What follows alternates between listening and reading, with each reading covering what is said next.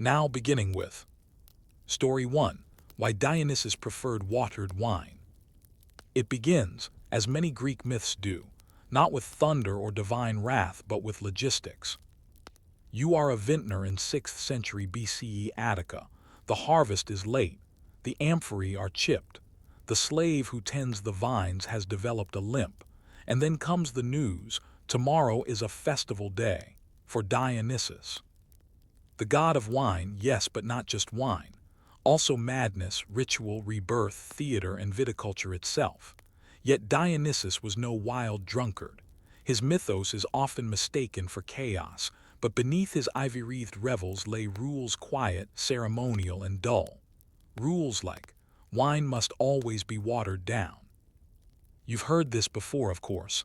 Everyone knows it, but why? A taste for moderation. Dionysus, son of Zeus and mortal Semele, was born not once but twice, first of flesh, then of God's stuff, sewn into Zeus's thigh after his mother was destroyed by divine presence. His early life, if you can call it that, was spent wandering. Raised by nymphs in the folds of Mount Nysa, the young god was not taught to intoxicate. He was taught to ferment, slowly, carefully. The Greeks did not drink wine neat. That was for barbarians. To dilute 1 part wine with 3 parts water was considered civilized.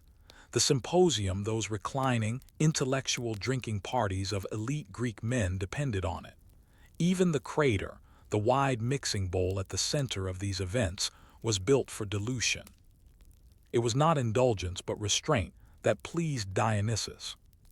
In the myth of Icarios, a peasant who was gifted the first grapevine by Dionysus himself, the moral is not in how Icarios shared the wine but how he failed to explain it. He gave pure wine to shepherds. They thought they were poisoned. They beat him to death. Watered wine, then, was not just a matter of taste. It was divine etiquette, sacred safety. Wine glass symposium and control. In Athens, symposiums followed a rigid structure. Before any drinking, the men and only men performed libations, small sips offered to the gods. Then, the symposiarch, the master of the party, would decide the ratio of wine to water. A 1:3 dilution was ideal. Sometimes 1:4, rarely 1:2, never undiluted. This symposiarch held immense social power. He determined how philosophical or wild the night would become. Drinking was not for forgetting. It was for remembering poetry, laws, family. You recline with others, sipping slowly. The Kithara plays. There are no women save for the hetairai, high-status courtesans trained in music and conversation. The fire crackles. You are not drinking to lose yourself. You are drinking to stay within bounds. This was the cult of Dionysus in its quietest form, structured intoxication. Amphora, the cult in the right. Yet there were other forms. Outside the cities, the Dionysian mysteries grew.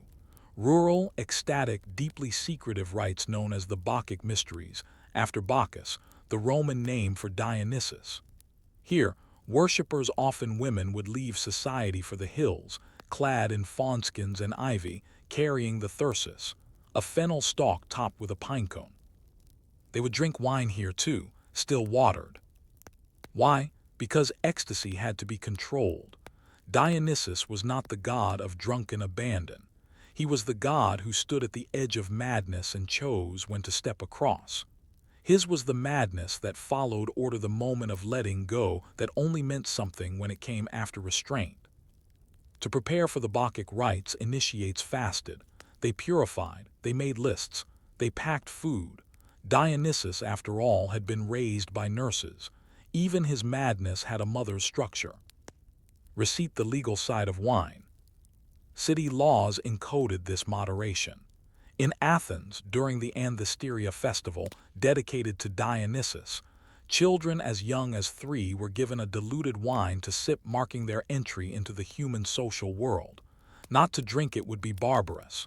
To drink too much, dangerous. Even prisoners were released temporarily to honor Dionysus. But again, the crater stood at the center, symbol of the balance between chaos and control. The Greeks believed that only through ritual dilution could wine serve its purpose, to unlock thought, to deepen bonds, to connect mortals with gods. Without water, wine was a threat. With water, it was a conversation. Scroll philosophy and the vine. Plato, in the Laws, wrote about the importance of drinking in moderation. He even suggested that older men should drink more than the young, not to indulge, but to soften their sternness, to remember joy.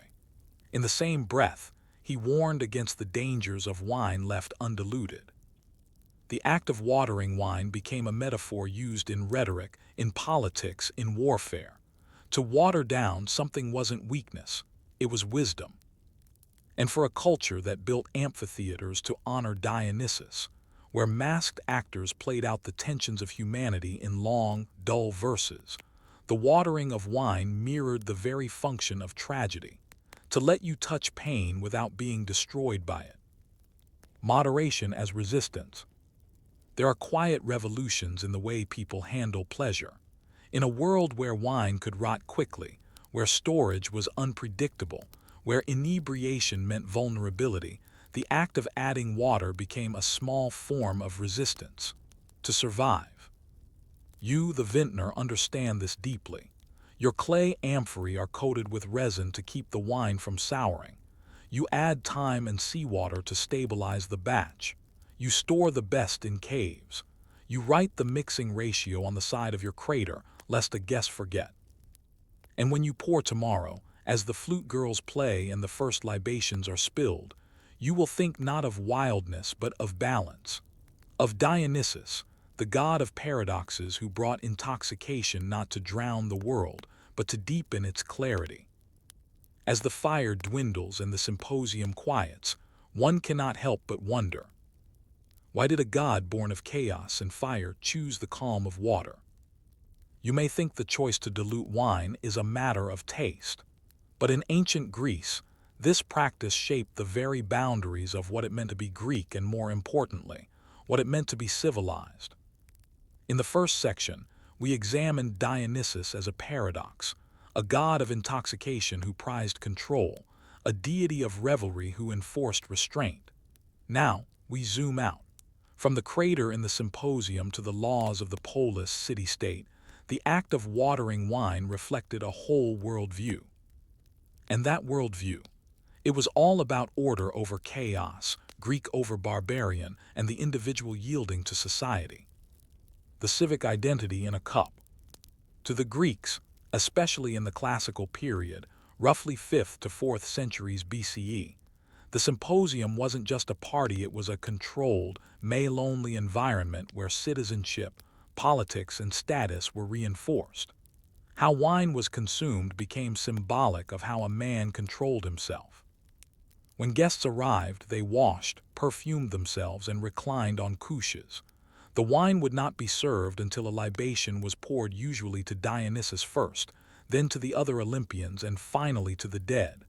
This wasn't religious theater. It was real. These gestures affirmed your place in a cosmic hierarchy: God, state, household, self. And then came the crater, the literal center of the gathering. This large mixing vessel wasn't moved around. Instead, it sat at the center while servants carried diluted wine to each guest.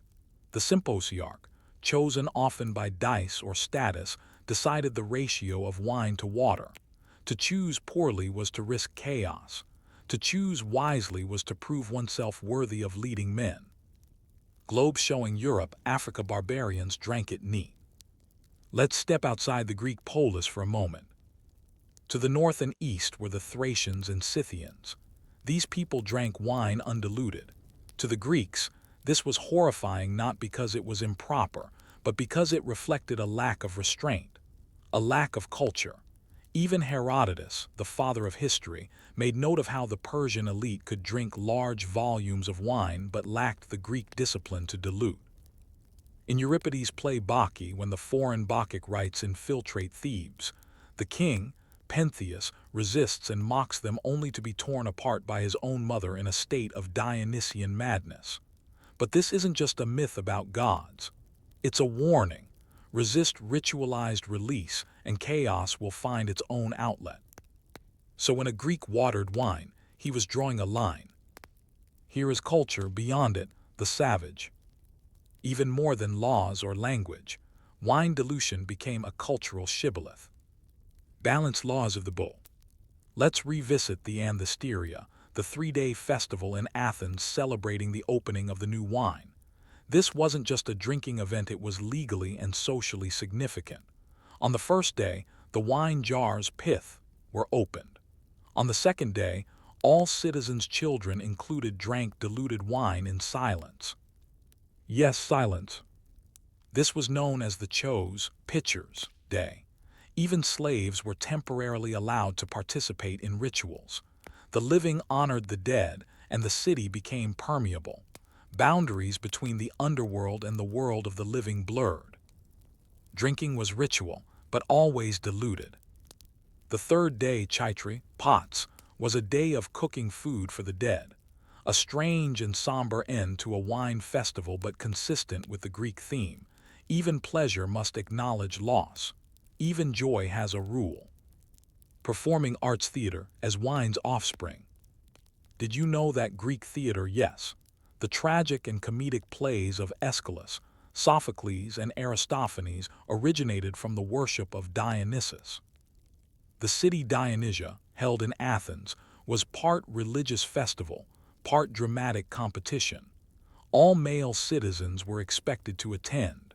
Plays were performed in massive outdoor theaters like the Theater of Dionysus at the foot of the Acropolis.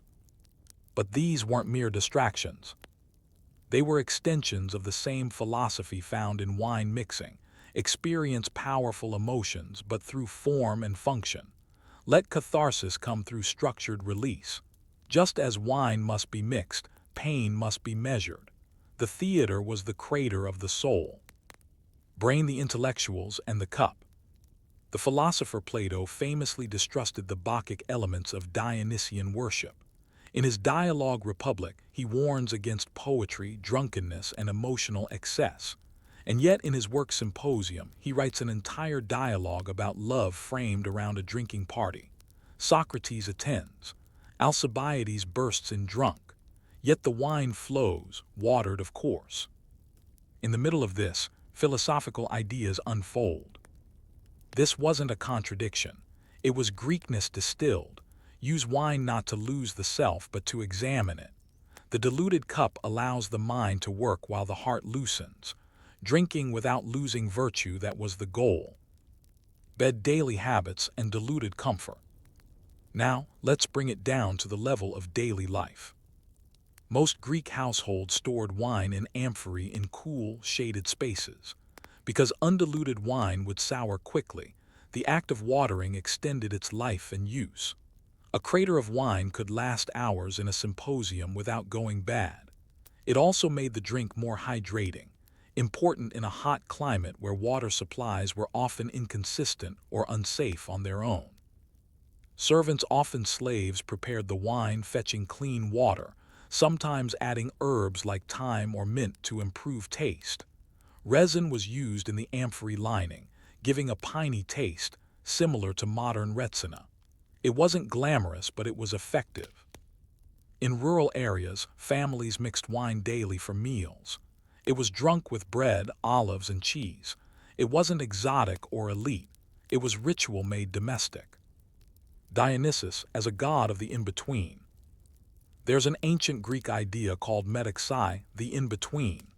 Socrates spoke of it as the space between mortal and divine, ignorance and wisdom, pain and ecstasy. Dionysus is the god of metexai. He is never fully at home in Olympus nor fully among mortals. He arrives late to the pantheon. He wears foreign clothes.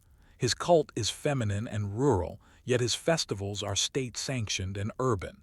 He's the outsider who becomes central. And so is his wine. Too pure, it's madness. Too diluted, it's weak. In balance, it's sacred. Diluted wine isn't a compromise. It's the perfect metexai. Chart decreasing decline and Roman misinterpretation. Later, when the Romans adopted Greek culture, They absorbed Dionysus too under the name Bacchus, but they changed things. Bacchic rites became orgiastic. Wine was consumed with less dilution. The structured madness of Dionysus became theatrical excess. The Roman Senate even outlawed Bacchic cults in 186 BCE, fearing political instability. They missed the point. For the Greeks, the fear wasn't of wine, it was of improper drinking.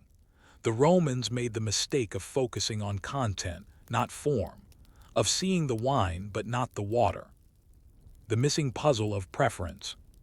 And so we return to the question. Why did Dionysus prefer his wine watered? Because he was a god of transformation, not consumption. He gave humanity the gift of wine not to numb but to elevate. He knew, as every vintner did, that purity is dangerous. Dilution was not weakness, it was wisdom, a lesson in balance. It made the dangerous divine. It made the foreign familiar. It made the barbaric Greek. But in his mysteries and rites, in the faint thrum of the flute and the quiet pour of wine into water, one can't help but wonder. What did Dionysus see in undiluted wine that he feared we might find in ourselves? You have followed the trail, from the sacred crater of the symposium to the silent rituals of rural Greece. You've seen how diluted wine was more than a drink, it was a civic identity, a metaphor for civilization, a theology in clay. But now we shift inward. This final section is not about amphory or law, but the mind. To understand why Dionysus preferred watered wine, you must sit not in the symposium, but on the edge of madness. This was the realm Dionysus truly ruled, not drunkenness, but the blurred line between order and collapse. And just as his rituals diluted wine, they also diluted madness itself, making it drinkable, survivable, even sacred. The madness of undiluted vision. Consider this. Dionysus is one of the few Greek gods who directly induces madness in mortals. Not metaphorical madness, not poetic inspiration, but literal frenzy. The term used was mania, from which we get our modern word. The Bacchic rites offered followers a temporary state of holy delirium, often expressed in trances, ecstatic dance, or speaking in tongues. But why madness? Because to the Greeks, madness was not inherently evil. It was divine interference, a moment when a mortal saw too much, too clearly. Dionysus was the gatekeeper of these moments. In Euripides' Bacchae, the women of Thebes flee to the hills, possessed by Dionysus. They become Maenads, wild women, followers of the god. In their frenzy, they rip apart Pentheus, the king who mocked Dionysus. His mistake wasn't skepticism. It was refusing ritualized madness. He wanted control, so Dionysus gave him chaos. But it's crucial to notice, this madness came only after ritual failure. The Maenads did not begin wild. They were triggered. The implication: Dionysus offered diluted madness, a manageable ecstasy, until that balance was rejected. Just like watered wine. Fire, ferment and failing to yield. Fermentation is slow fire, controlled decay, its transformation by time. Dionysus, god of wine, is also a twice-born god, first from his mortal mother Semele, then again from the thigh of Zeus after Semele is incinerated. She had asked to see Zeus in his full glory, urged by Hera. When she did, she perished consumed by divine radiance. Dionysus survived only because Zeus stitched him into his leg and gestated him like a second womb. This story, bizarre as it sounds, encodes a truth. Divine experience must be buffered. A human cannot survive raw godhood. It must be diluted through myth, through ritual, through wine. The Greeks knew this. Their gods were not friendly. They were fire wrapped in metaphor.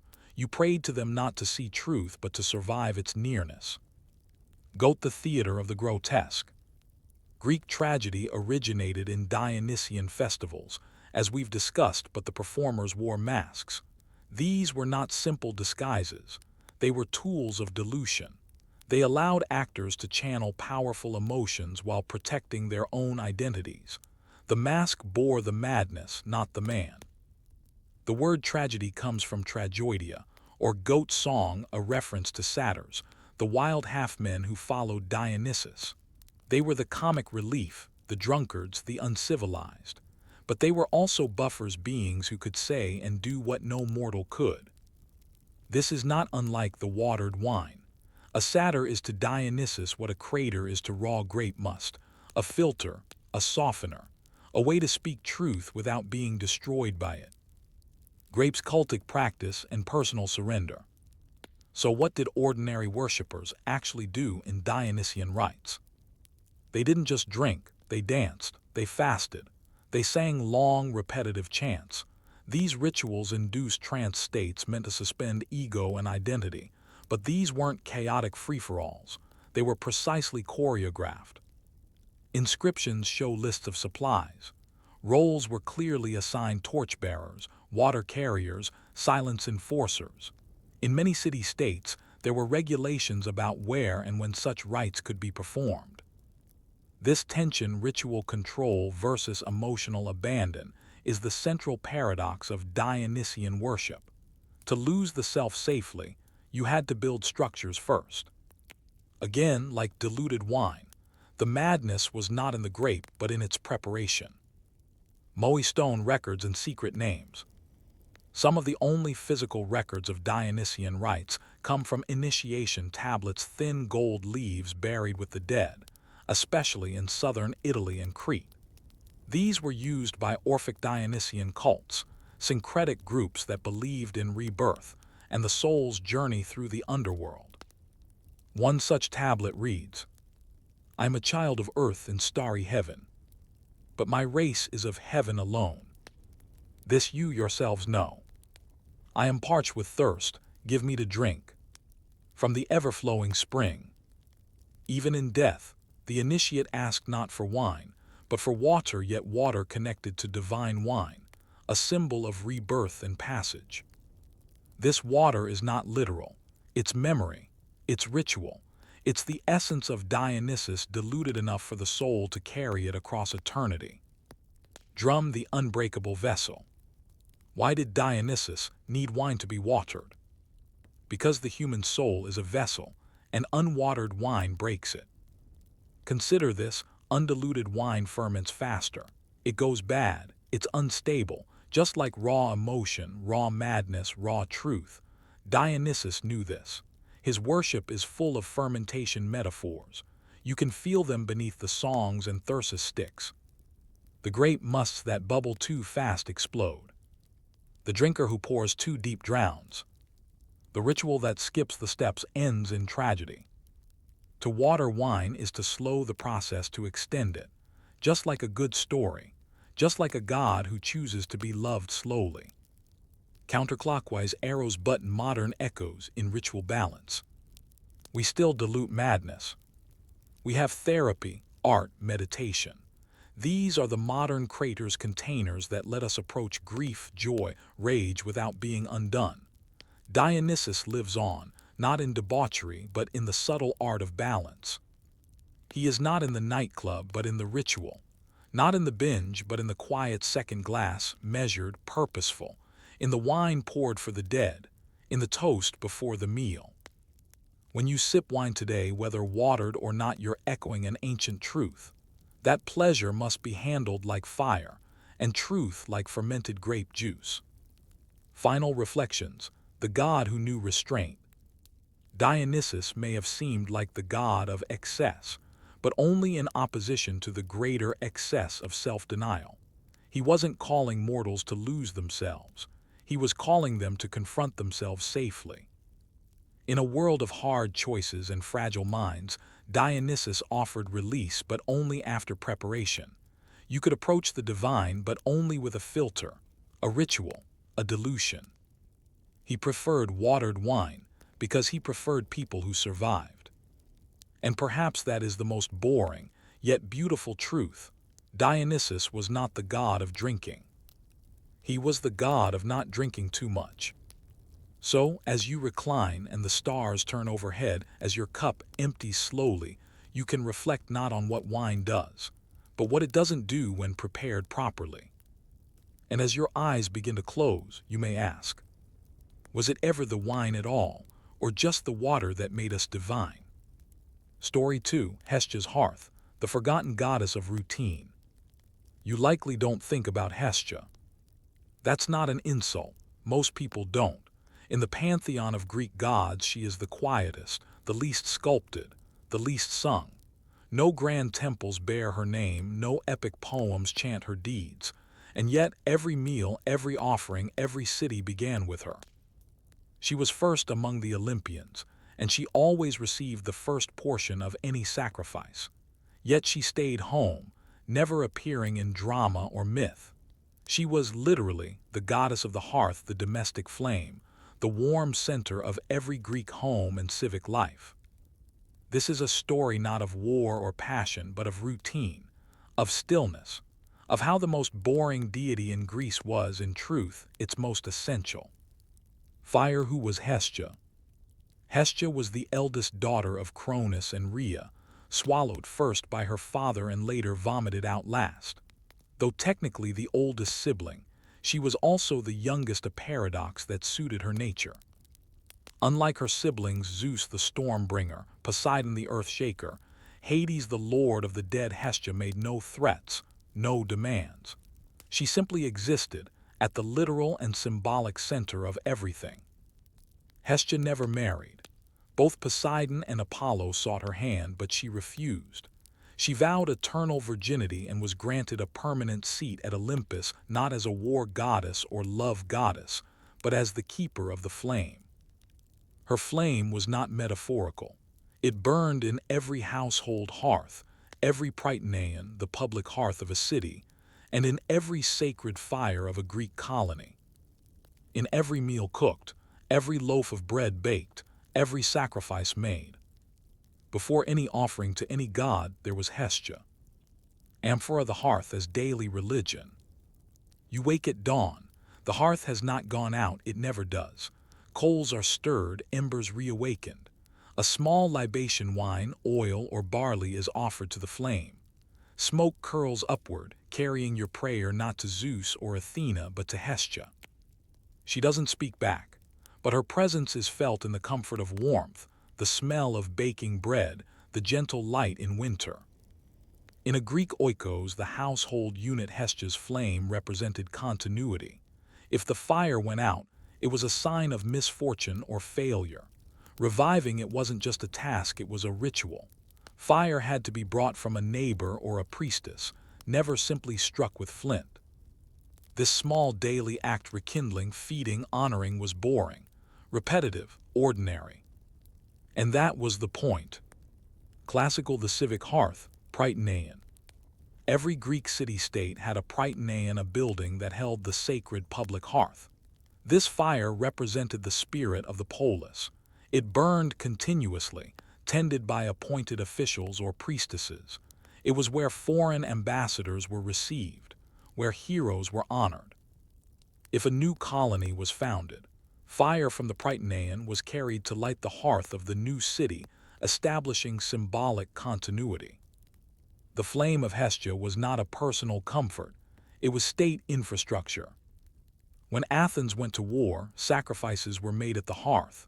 When cities made peace, they returned to it. The prytaneion was also a place of hospitality where exiles and envoys were fed. In this way, Hestia became a political presence, quiet but stabilizing. In a time of shifting alliances and city rivalries, the one constant was the fire. Repeat button ritual, repetition, and the psychology of stability. We often focus on grand moments in history, the battles, the declarations, the discoveries, but real life is repetition. The Greeks understood this. Their religion, unlike that of many later systems, didn't require deep belief.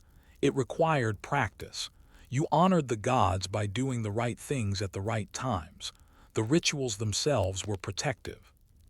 Hestia's flame was the ultimate ritual, unchanging, ordinary, vital. You didn't pray to her for victory. You prayed to her so that your home didn't fall apart, so that you could eat in peace, so that your children could sleep through the night. And in this quiet devotion, something profound happened. Continuity became sacred. House with garden, the feminine divine, and domestic power. In the Greek world, public life was dominated by men, but the home, the oikos, was ruled by women. It was their domain.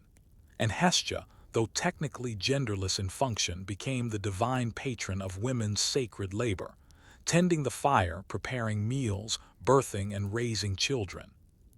Her virginity wasn't puritanical, it was symbolic. She was the non-sexual female, the constant, the pillar. Her fire never flickered because it was never diverted. Unlike Hera, whose divine womanhood was tied to marriage, or Artemis, whose wildness kept her distant, Hestia was embedded in daily female routines. She was the goddess not of mystery but of mundanity, and that made her powerful. In some ways, Hestia was the first deity of emotional labor, the invisible work that keeps a system running. Raised hand, why no temples? Hestia had no grand temples and only a few known public statues. Why?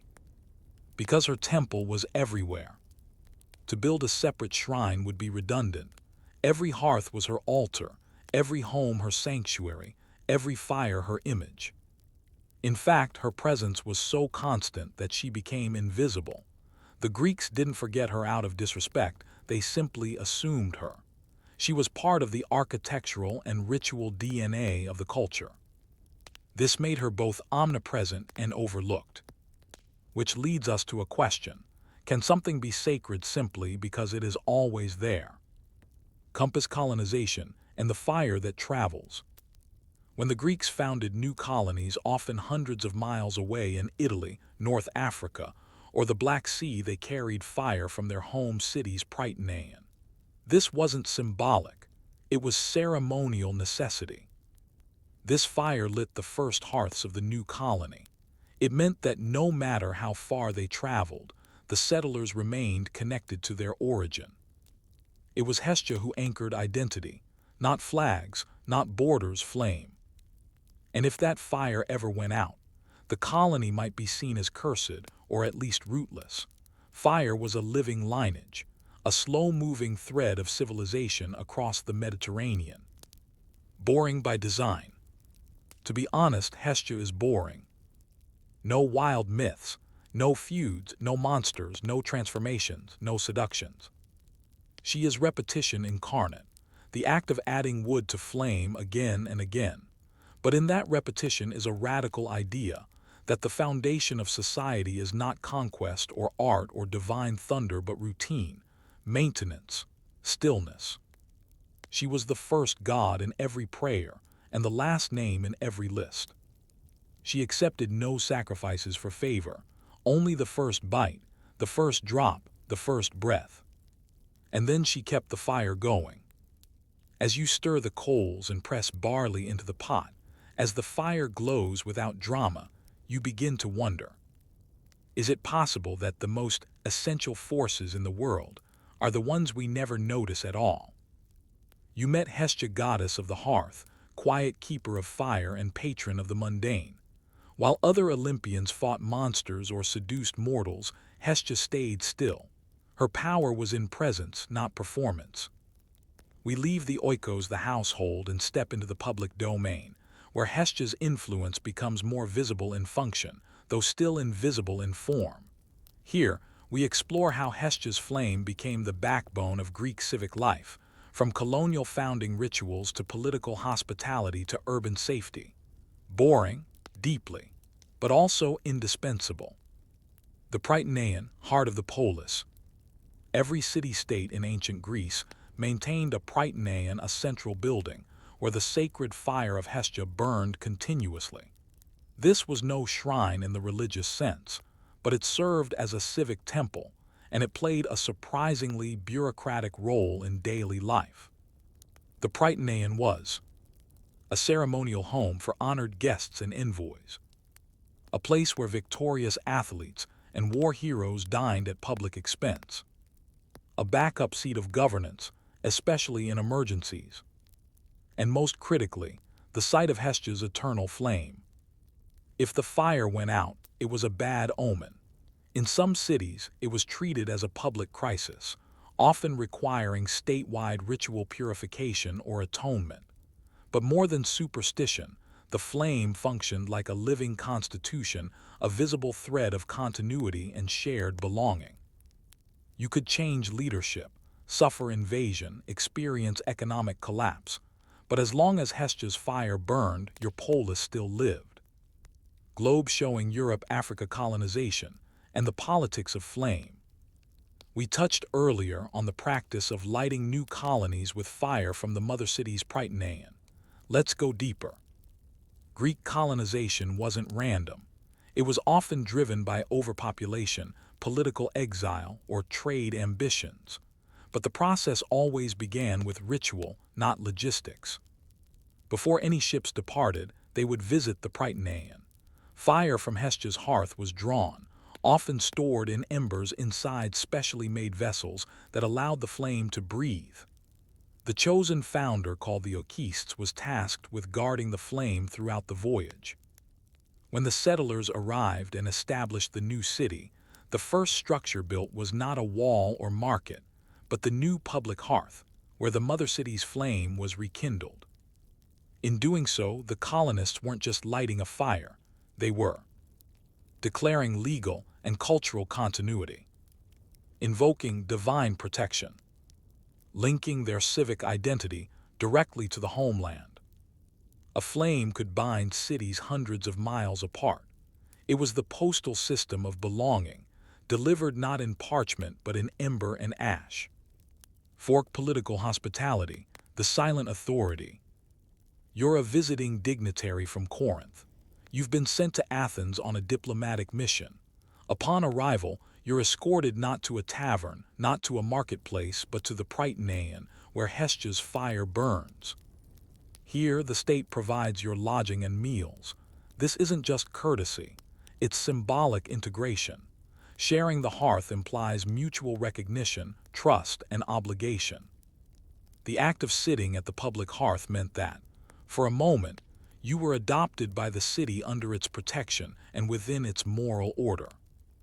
Hestia's flame did not grant or deny citizenship, but it hosted the foreigner, even as the gods of war, justice, or commerce negotiated power. Quietly, boringly, Hestia ensured the doors stayed open. Balance Hestia and the Athenian constitution. Athens, known for its democracy, had a deep ritual core beneath its civic structures. Solon, the famed lawgiver, emphasized the role of the oikos in public stability.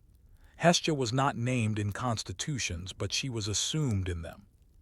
Her flame burned in the tholos, a round structure in the Athenian agora where the 50 prytanes, rotating council members of the boule, dined and lived. It was a political duty to eat near Hestia's fire, reinforcing the idea that governance must remain close to the center of the city's identity. No vote could be held without ritual grounding. No assembly could commence without an opening libation to Zeus, yes, but always beginning with Hestia. In this way, Hestia became the mother of the democratic process not through discourse, but through stability. Shield fire safety and civil risk. Let's consider the most boring yet crucial role Hestia played: fire safety. Greek cities were densely packed, with homes made of wood and clay. Open hearths burned year-round for cooking and warmth. In the absence of fire departments, ritual and social norms served as the first line of defense. Hestia's association with the sacred hearth may have functioned as an early form of civil fire regulation. Households were expected to tend their hearths with care, share fire with neighbors in times of need, avoid letting the flame die during ceremonies. This encouraged distributed fire vigilance, a form of spiritual insurance that reinforced communal responsibility. When fires did break out, as they occasionally did in larger cities like Corinth or Delos, citizens often interpreted the disaster as a sign that Hestia had been offended.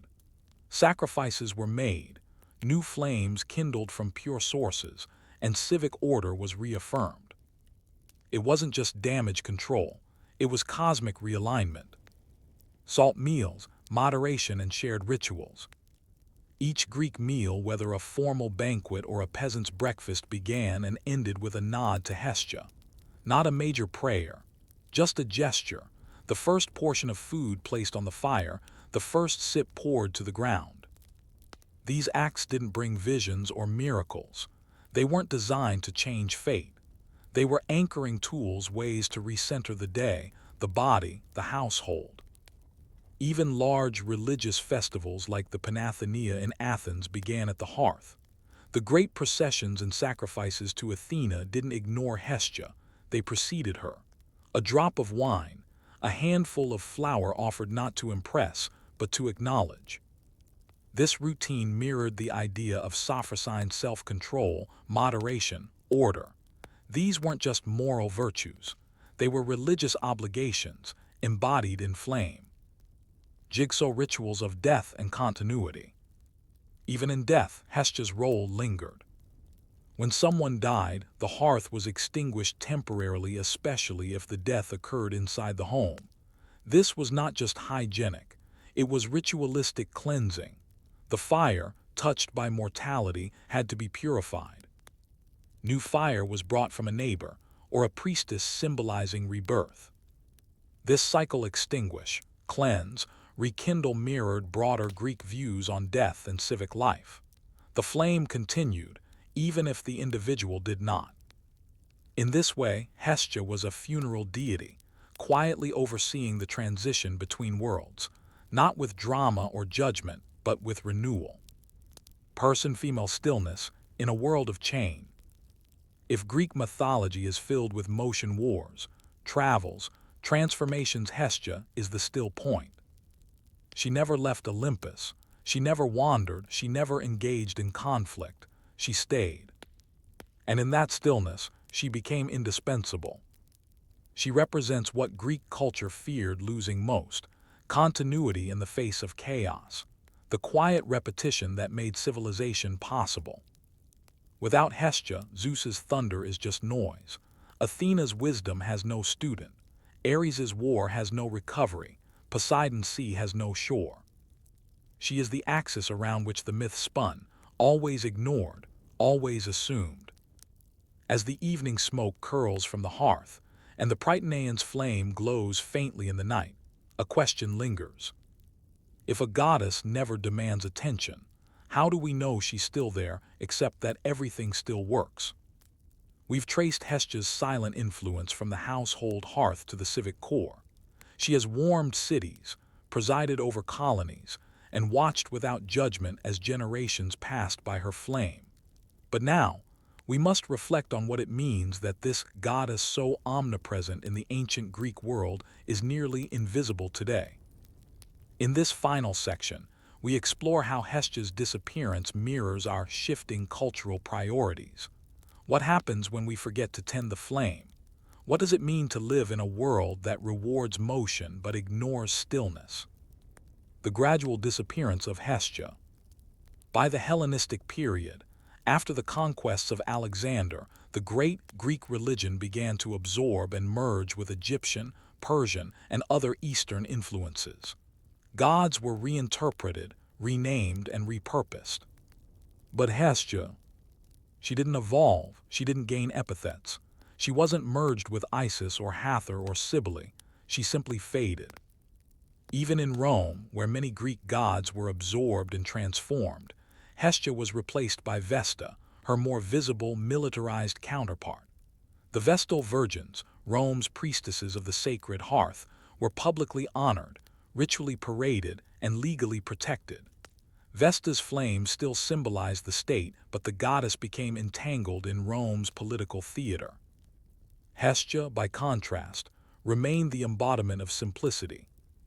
So when the fires of the old religions were doused by conquest, by Christianity, by time it was Hestia who disappeared most quietly. Fire from flame to memory. You no longer light a hearth each morning, you flip a switch. The flame is electric, the warmth automatic. The rituals of daily domesticity, once slow, purposeful, and embedded in meaning, have been disintegrated. Meals are microwaved. family gatherings are rare. The physical hearth is gone from most homes, replaced by screens, radiators, and single-serve coffee machines. And yet the need remains.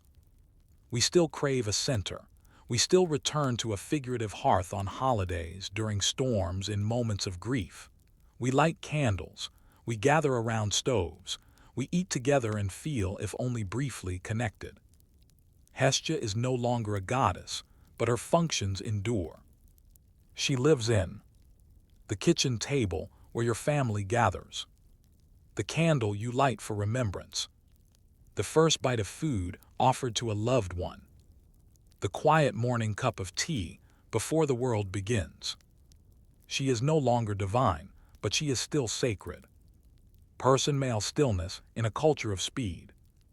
The modern world is allergic to stillness. We move fast, we optimize, we multitask, we glorify hustle. But Hestia teaches the opposite, that the most powerful form of stability comes not from control, but from attention. Tending a fire requires presence. You cannot rush it, you cannot abandon it, you must sit, watch, feed it slowly. It is in this watching, this boredom, that peace is found. The Greeks knew this. They didn't ask Hestia for miracles, they asked her to stay. That is perhaps the greatest spiritual act in a fragmented world, to remain. Classical echoes in modern rituals.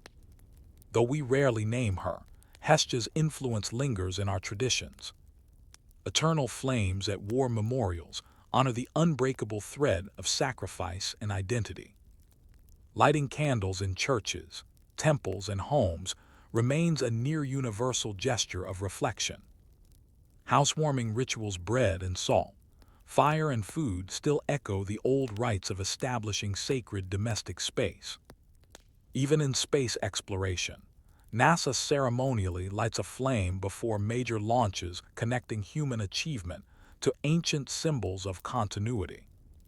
Wherever we seek permanence, we return to the metaphor of fire, not the destructive fire of Ares, but the gentle, sustaining flame of Hestia. Jigsaw, a goddess for the age of anxiety. Modern life is restless, attention is splintered, the pressure to produce, to share, to matter never ends. In this context, Hestia's boring, repetitive rituals are radical. She says, it's okay to do the same thing every day. It's sacred to make meals. It's powerful to keep things going, not just to start or finish them. You are divine not when you perform, but when you are present. She is the anti-narrative goddess. No hero's journey, no climax, just heat, light, repetition, and care. She offers not escape, but return to the center, the self, the home. Prayer beads lessons from the goddess of nothing. What do we learn from Hestia? That civilization depends on maintenance, not spectacle. That sacredness can exist without story. That peace is not the absence of war, but the presence of care. That routine, when ritualized, becomes holy. The hearth teaches us how to live not through conquest, but through constancy. And what of us? We end, as all history must, in the present. You sit in a quiet room. There is no amphora, no crater, no priestess. But perhaps there is a small light on your desk, your stove, your screen. You are surrounded by invisible labors, clean sheets, hot meals, paid bills, charged phones. These things do not appear in history books, but they are the hearth, tended daily without praise. And in that moment you realize, Hestia never left. She was just waiting for you to notice her again. As the fire dims and your thoughts settle, one final question glows faintly. What would your life feel like if you treated your ordinary routines as sacred again? Story 3. The Inventory Scrolls of Hermes. Messages, Sandals, and Scheduling. You know Hermes probably. Winged sandals, silver tongue, messenger of the gods. But what if I told you he was also the god of spreadsheets? Not literally, of course, but behind every message carried, behind every theft orchestrated or boundary crossed, Hermes kept something rarely talked about in myth, a divine inventory. From trade routes to stolen cattle, from border stones to appointment schedules, Hermes was the grease in the gears of a divine machine that ran, quite frankly, on boring logistics. He wasn't just fast, he was organized. This story isn't about thrilling heists or clever pranks. It's about how Hermes became the patron of systems, timing, and the sacred art of keeping track of things. The winged messenger, yes, but also the first god to say, "Let's make a list." The herald before the email. Hermes, son of Zeus and Maia, was born in a cave on Mount Cyllene in Arcadia. According to the Homeric hymn to Hermes, he invented the lyre, stole Apollo's cattle, lied with charm, and then gave the lyre to his brother as a peace offering, all within his first day of life.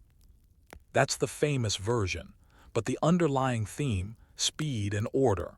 Hermes wasn't just moving quickly, he was sequencing actions, planning. As the herald of the gods, Hermes had to move not only fast but efficiently. He carried messages between Olympus and Earth, guided souls to the underworld, advised heroes like Odysseus, and protected travelers. But how did he keep track of it all? The myths don't say, but they imply a mental scroll, a divine schedule. And later depictions in Hellenistic texts describe Hermes as carrying not only the caduceus, his staff, but also scrolls and tablets, symbols of written records. Motorway god of boundaries and road markers. Hermes was a god of travel, but more precisely, of paths and borders. He was worshipped in the form of Herm's stone markers, often consisting of a pillar with a head and traditionally an erect phallus. These were placed at crossroads, borders, and property lines. They weren't just religious symbols. They were informational tools, placeholders, indicators, warnings. Hermes, through these markers, helped the Greeks do something quite mundane: define space. Imagine being a traveler in 5th century BCE Greece. There are no road signs, no GPS, but every few miles there's a Herm letting you know whose land you're entering, which direction leads to a town, that you're still under divine protection. Hermes didn't remove uncertainty. He managed it, turning the unknown into the chartable. Receipt. Hermes and trade, the god of receipts. Hermes wasn't just a messenger. He was also a god of commerce, specifically, of trade logistics. In port cities like Piraeus or Corinth, his temples often stood near agoras, markets, and warehouses. Why? Because merchants needed divine help with weighing goods fairly, logging inventory, protecting shipments, navigating trade laws across polarized city-states. Inscriptions and dedications found in such places show that Hermes was called upon not for success in haggling, but for safe deliveries, correct tallies, good scheduling. He was less the god of getting rich, more the god of not misplacing your cargo manifest. Footprints. The sandals weren't just for show. You know, the winged sandals, talaria they're called. But what's often missed is what those sandals imply. Hermes was the only god allowed to travel freely between Olympus, Earth, and the underworld. He moved across realms, and that meant he needed a system. Where was he expected? What route was best? Who was waiting? Was there a soul that needed escorting, a dream that needed delivering, a contract that needed witnessing? His sandals didn't just make him fast. They marked him as someone who never stopped moving, but never lost track. Some versions of Hermes even list travel logs or chronicles among his attributes. Think of it as the divine equivalent of a clipboard or an iPad, with every plane, train, and river crossing preloaded. Briefcase. Patron of bureaucrats. Yes, really. As Greek city-states became more complex, with administrative offices, scribes, and tax records, Hermes quietly took on a secondary cult role as patron of the clerk. In cities like Delos and Alexandria, during the later Hellenistic period, inscriptions invoke Hermes as overseer of public records, witness to contracts, guardian of sealed letters. Even heralds and town criers, those responsible for relaying official news, dedicated their tools to him. Their staffs bore the caduceus not as a decoration, but as a symbol of authorized delivery. In some civic offices, small statues of Hermes were placed on or near council tables, as if to say, "These messages are official. This process is sacred." He wasn't just fast, he was certified. Open mailbox with raised flag deliveries to the divine. Greek religion depended on timing. Sacrifices had to occur on specific days. Festivals followed lunar calendars. Oracles required appointments. Messages between temples and distant cities needed reliable runners. Hermes was invoked too. Make sure omens were interpreted in time. Get letters from generals to priests. Guarantee safe delivery of sacrificial animals. This logistical network was boring but vital. Without timely communication, a city-state could miss its tribute day, misalign its calendar, or anger a god. In Delphi, it was said that Hermes sometimes preceded Apollo, preparing the minds of supplicants before their visions. He wasn't just delivering scrolls, he was delivering readiness. Brain the mental ledger. So what does this mean? Hermes, the god of motion, was also the god of memory, not poetic memory like mnemosyne, but operational memory. He remembered where you were supposed to be, who owed whom, what had been promised. He embodied a logistical intelligence, fast, fluid, but always tracking. In a mythological world where chaos was always one bad omen away, Hermes was the system administrator. His inventory was not written on paper. It was encoded in movement, in pathways, in reliability. And in this way, he anticipated our modern world of package tracking, digital calendars, border protocols, cloud storage. He was the ancient god of the inbox, and the one who reminded you not to leave it unread. As you imagine the swift-footed god darting between worlds, scroll in hand, whispering truths and deadlines alike, you might pause and wonder, was Hermes truly a trickster or simply the only one keeping everything on schedule? You've seen Hermes as a traveler, a trader, a boundary keeper. You've watched him maintain the sacred traffic of the ancient world, from the bustling agora to the shadowed halls of Hades. But in Section 2, we go deeper, not faster. Here, we explore the god as a scheduler, a documenter, and perhaps the most underappreciated functionary of both Olympus and the mortal world. In the grand theater of Greek mythology, he doesn't take center stage, but without him, the rest of the gods might not even show up on time. A god with an itinerary. Unlike the thunderbolts of Zeus or the wars of Ares, Hermes' influence was measured in moments, in arrivals, transitions, and appearances that happened exactly when they were supposed to. And that required an itinerary. Hermes' divine tasks were wide-ranging, delivering messages to mortals, often in dreams, guiding newly dead souls to the underworld, protecting travelers at road markers and ports, attending divine councils and mortal sacrifices, mediating disputes and conducting trade deals. Each duty demanded timing, location, and awareness of context. In a modern setting, Hermes would be the one who manages your calendar, reroutes your commute, and pings you when you're late.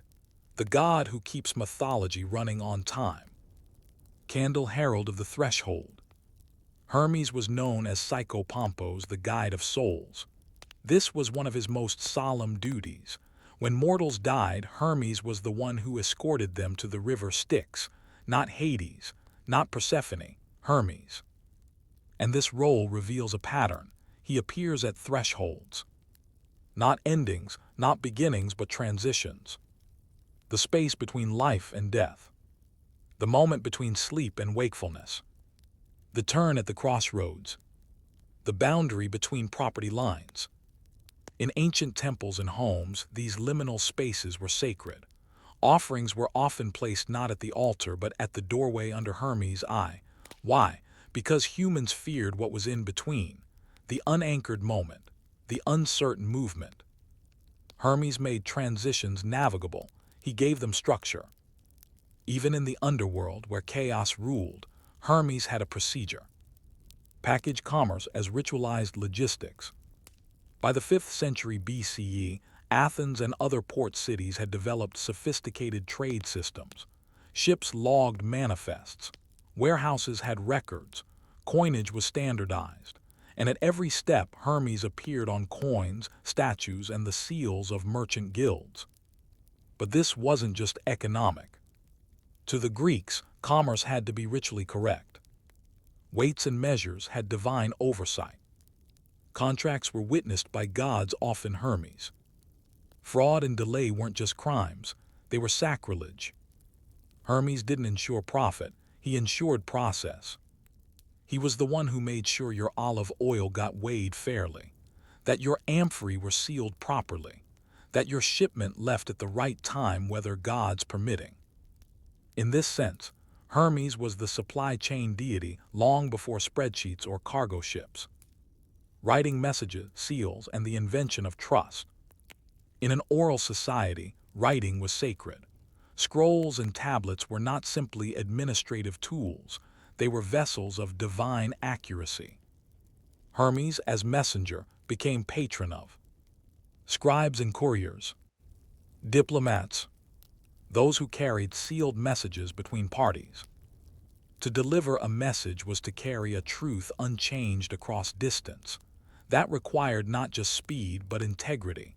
Hermes was not a gossiper, he was a courier who bore oaths. In myth, he delivers Zeus's threats, Hera's requests, Athena's guidance. In the Iliad, he even escorts Priam into the Greek camp to beg for Hector's body. No tricks, no lies, just a divine appointment kept with honor.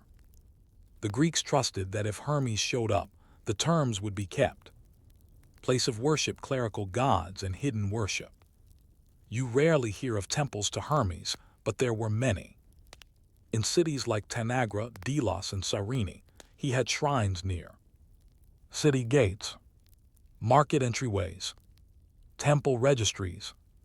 Here he wasn't just honored as a traveler, he was petitioned as a record keeper.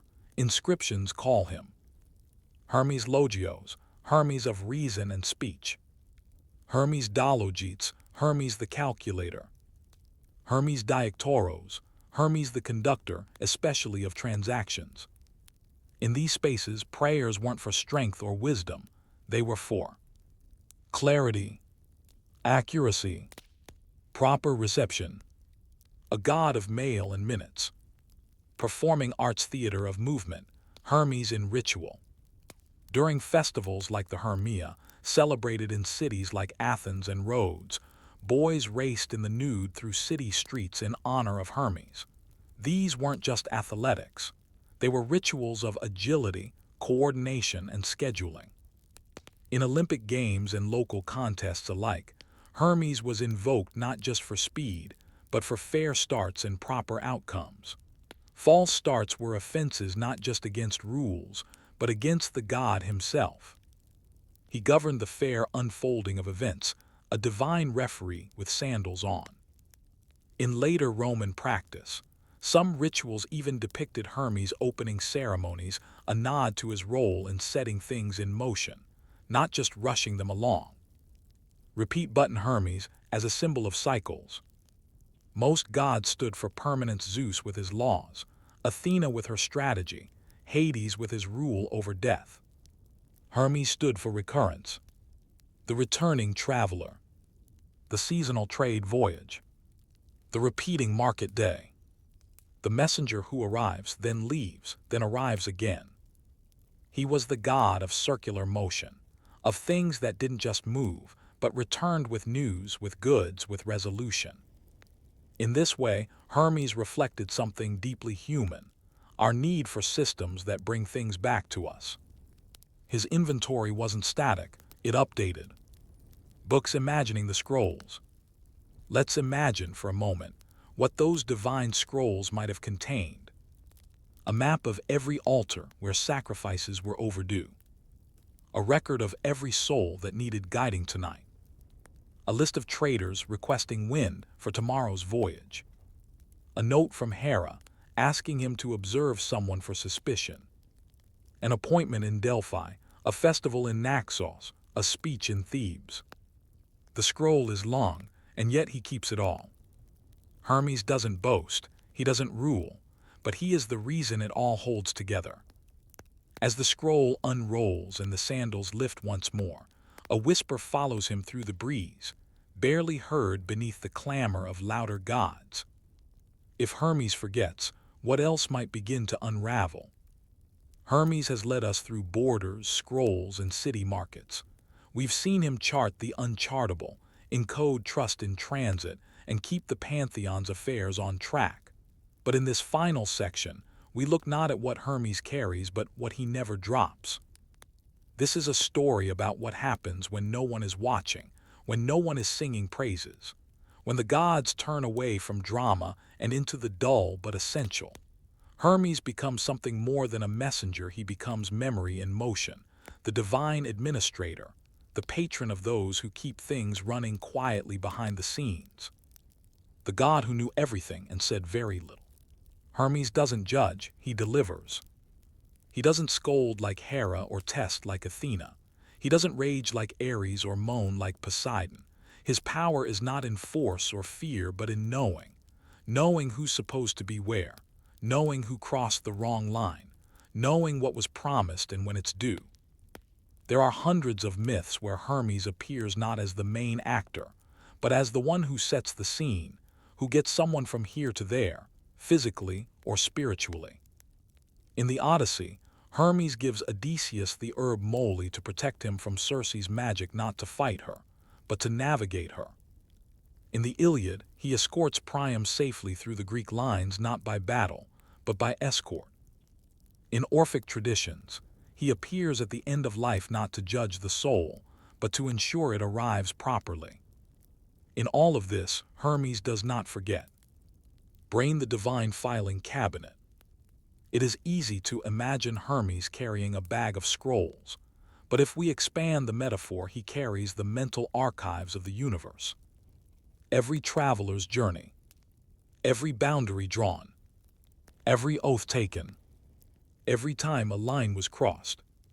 He is the god of record-keeping without ritual, the divine version of someone who always shows up with the receipts but never brags about it. In myths, mortals pray to him not to make things happen, but to make sure things don't go wrong. Safe passage, no delays, no accidents, no miscommunications. He is the deity of the almost unnoticed. Passport control guardian of the liminal and the marginalized. Hermes, dominion over thresholds extended to people too. Travelers whose homes were temporary. Thieves who crossed boundaries illegally. Orators who walked the line between truth and persuasion. Souls on the brink of life and death. Servants who moved between spaces silently. He became, in essence, the god of in-betweens. And in this role, he offered a strange kind of dignity. He didn't legitimize theft or lies, but he acknowledged that movement and transition often carried risks no one else wanted to manage. He was the god of complicated situations, of gray areas, of liminal lives. And like the people he served, Hermes himself was always moving, never central, never crowned, but always necessary. Chart decreasing why Hermes was always slightly underpraised.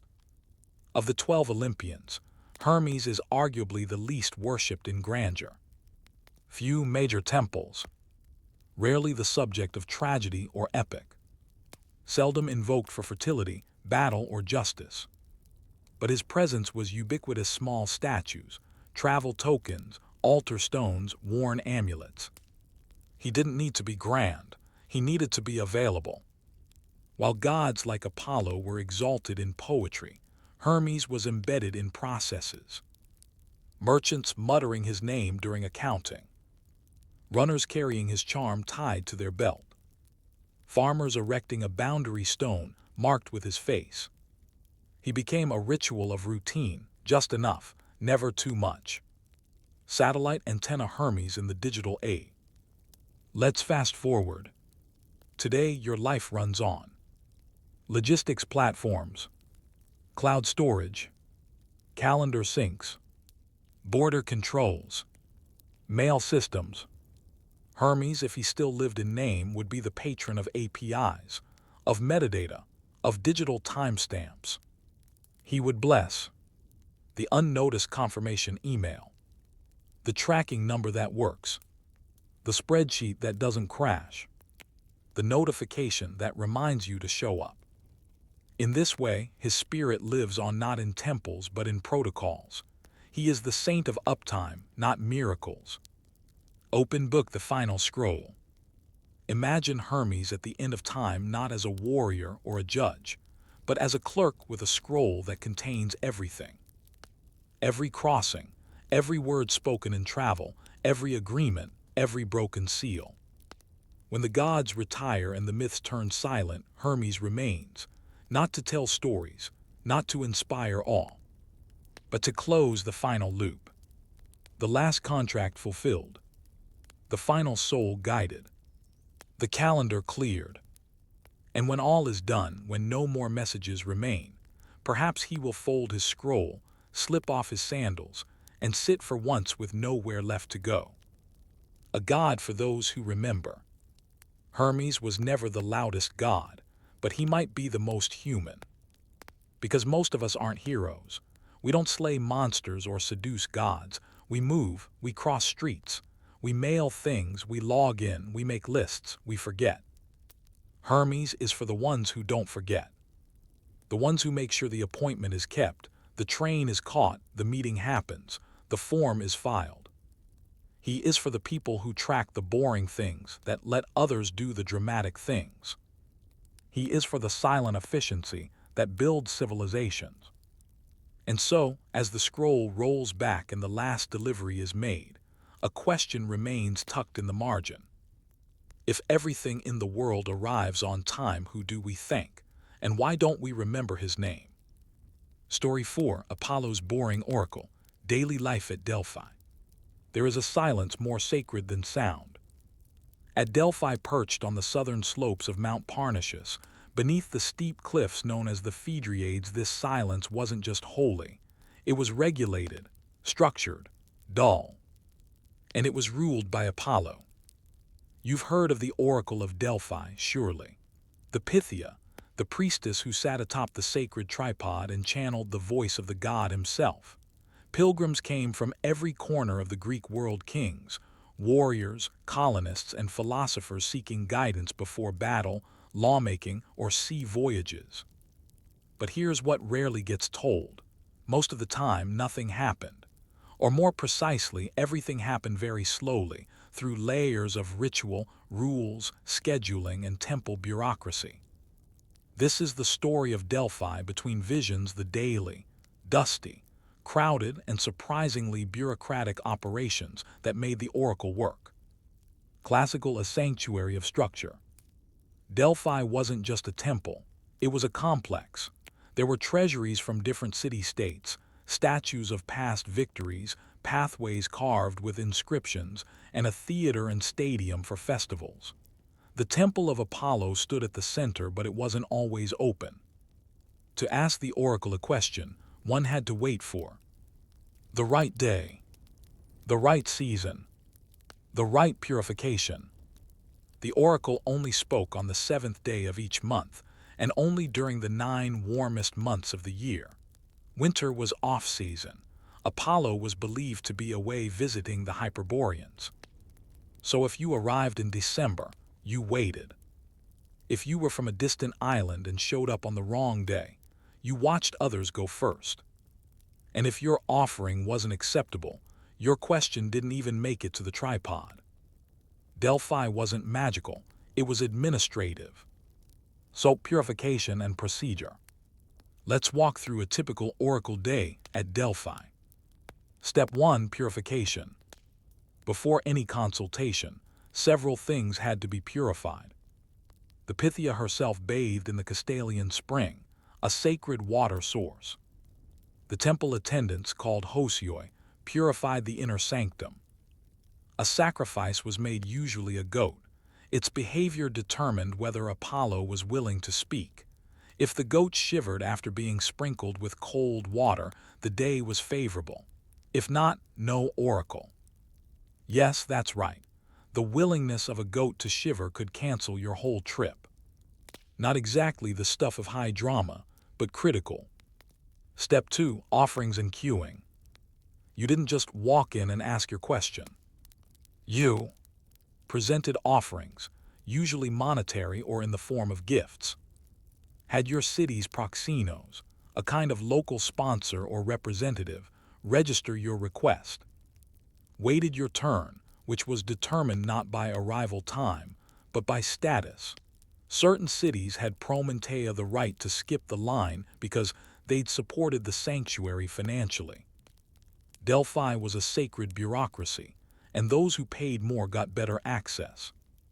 Many pilgrims spent days or weeks in the sacred precinct, lodging in nearby inns, preparing their questions, reviewing sacrifices, or just waiting under the porticos. Step 3. The question. Your question had to be phrased carefully. Apollo didn't give casual advice. The phrasing was filtered through priests who wrote it down, verified its form, interpreted the Pythia's utterances after the trance. Sometimes she spoke in cryptic verse. Sometimes she uttered single words or nonsensical sounds. The priests interpreted everything, and yes, that made them powerful intermediaries. This wasn't a direct line to the divine. It was a layered, process-heavy system, not unlike a legal deposition. And your answer, it might take weeks to reach you, translated, copied, and returned through multiple temple channels. Adults school the priesthood as bureaucratic machine. The Pythia was the focal point, but the real machinery of Delphi was the priesthood and supporting staff. They included prophets, official interpreters of the Pythia's words; hosioi, ritual functionaries who maintained temple purity; needs, female assistants and caretakers of the Pythia; scribes who documented questions, answers, and dedications. Everything was logged, etched into stone tablets or inscribed on bronze. Records of consultations, names of visitors, accounts of offerings. Delphi was not a mystical fog, it was a paper trail. In fact, many of our surviving inscriptions from Delphi are not poetic prophecies but receipts, land transfers, and sponsorship acknowledgments. Not exactly thrilling, but they kept the sanctuary running. Scroll questions asked and questions rejected. We often imagine questions like, should I go to war? Or will I win this battle? But many consultations were far more mundane. Should we build a new grain storage? Where should the new city wall be placed? Is it acceptable to let foreigners sell goods in our port? How should we divide inherited property among siblings? Sometimes the oracle refused to answer. If the sacrifice was rejected, or if the question was deemed improper, Apollo simply stayed silent. What made a question improper? Asking something too specific about the future. Challenging divine decisions already made. Attempting to trap the oracle with double meanings. Apollo wasn't interested in gossip or hypotheticals. His temple enforced procedural clarity, compassed the influence of boring advice. When an answer did come, it was rarely decisive. Famously, Croesus of Lydia asked the oracle if he should attack Persia.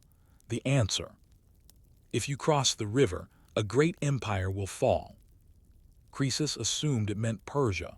It was actually his empire that collapsed. This cryptic phrasing wasn't divine trolling, it was built-in deniability. Delphi didn't predict, it framed decisions. The oracle helped people reflect, not surrender agency. Classical infrastructure and temple management.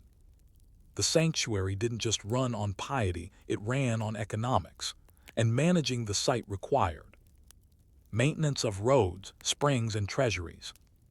storage and cataloging of thousands of gifts and offerings, security for sacred artifacts, payroll for priests and staff. Delphi employed builders, cleaners, cooks, accountants, and guards.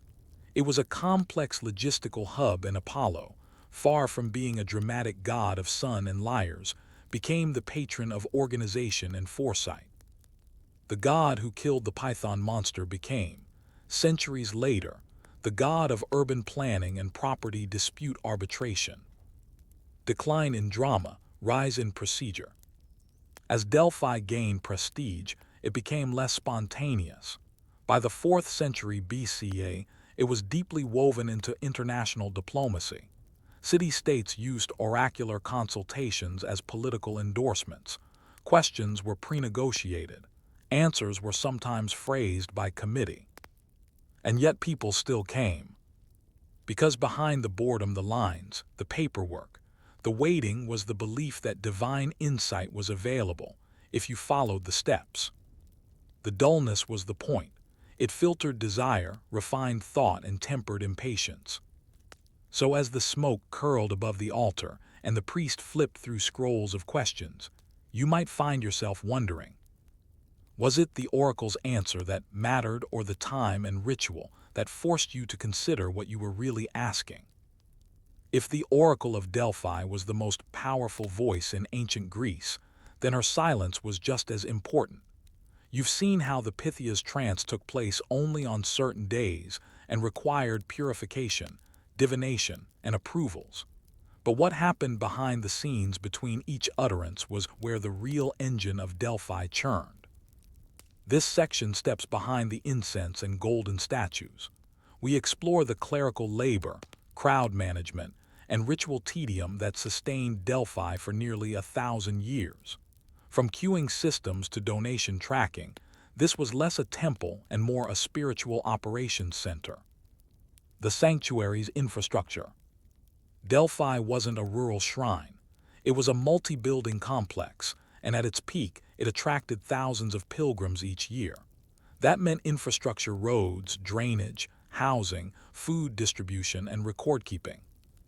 The main components included the Temple of Apollo, the site of the oracle herself; treasuries, miniature buildings constructed by various city-states to store offerings and trophies; the theater and stadium, used during festivals like the Pythian Games; the Sacred Way, a winding road lined with statues, votive offerings, and inscriptions; guest houses and water systems to accommodate pilgrims.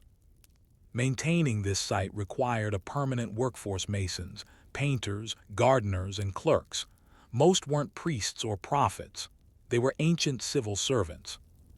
There was even a Delphic fund, with ledgers listing which cities had contributed to maintenance and which still owed. Card consultation management, a sacred queue. Imagine arriving at Delphi, a dusty scroll in hand, ready to ask Apollo whether to marry your daughter off to a neighboring tyrant. But you can't just walk up and ask. Here's the actual process. 1. Registration. You check in with the proxenos, your city's appointed liaison in Delphi. Your name, city, and offering are recorded. 2. Offerings presented. Depending on your means, this could be a bronze figurine, a sacrificial animal, a bowl of fine oil, a bag of coins. No offering, no consultation. 3. Position in line. Not by arrival order, but by promentea, the right to consult first, granted to cities that supported Delphi. If your city was a top donor or war ally, you jumped the line. Athens, for instance, had such privileges, Corinth too. This meant small cities often waited days or weeks, only to be told the Pythia wasn't receiving that day. Receipt inscribing the divine. The words of the oracle were spoken by the Pythia, yes, but they were recorded, edited, and published by the temple priests. We have no direct transcripts of Pythia speech. All that survives are the interpretations, often phrased in hexameter verse, not unlike Homeric poetry. Each response involved multiple clerical steps. The question was written and copied for internal records. The response was transcribed during or after the Pythia's trance. Priests applied poetic structure, sometimes with input from professional poets or local dignitaries. Final versions were inscribed on stone or bronze, if significant. Some answers were etched onto temple walls. Others were sent back with the petitioner on official tablets, sometimes bearing Apollo's seal. In some years, the oracle gave fewer than 20 consultations, but each response could echo through entire political decisions. Abacus financial oversight and ledger keeping.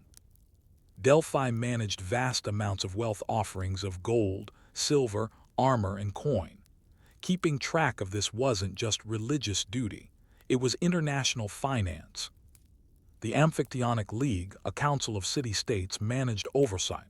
They hired treasurers and inspectors, sent annual envoys to review the temple's accounts, imposed fines on cities that violated sanctuary rules. One surviving inscription from the 4th century BCE lists 338 lines of itemized expenses from the sanctuary's construction budget. Stone prices, mule rentals, daily wages for masons. Delphi was not a mystical cloud, it was auditable. Books Delphi as archive. Because so many questions and answers were recorded, Delphi became a kind of national archive. City-states deposited treaties, land grants, citizenship laws, tax agreements, temple construction records. Some cities even requested the oracle to sanctify their constitutions and, if approved, had the laws inscribed and stored at Delphi. In this way, the oracle became not just a prophet, but a juridical witness, a political notary. Place of worship, religious festivals, and civic pageantry. To keep Delphi's presence alive in the Greek world, festivals like the Pythian Games were held every 4 years, second only to the Olympics. Events included athletic competitions, poetry recitations, musical contests. Apollo, after all, was a god of music. But behind the glory was again administration. Judges selected years in advance. Food and lodging coordinated for athletes. Routes secured and protected. Diplomats exchanged gifts and performed dedications. Most of the festival was waiting, watching, and reciting rules. The gods might have been pleased, but the organizers exhausted.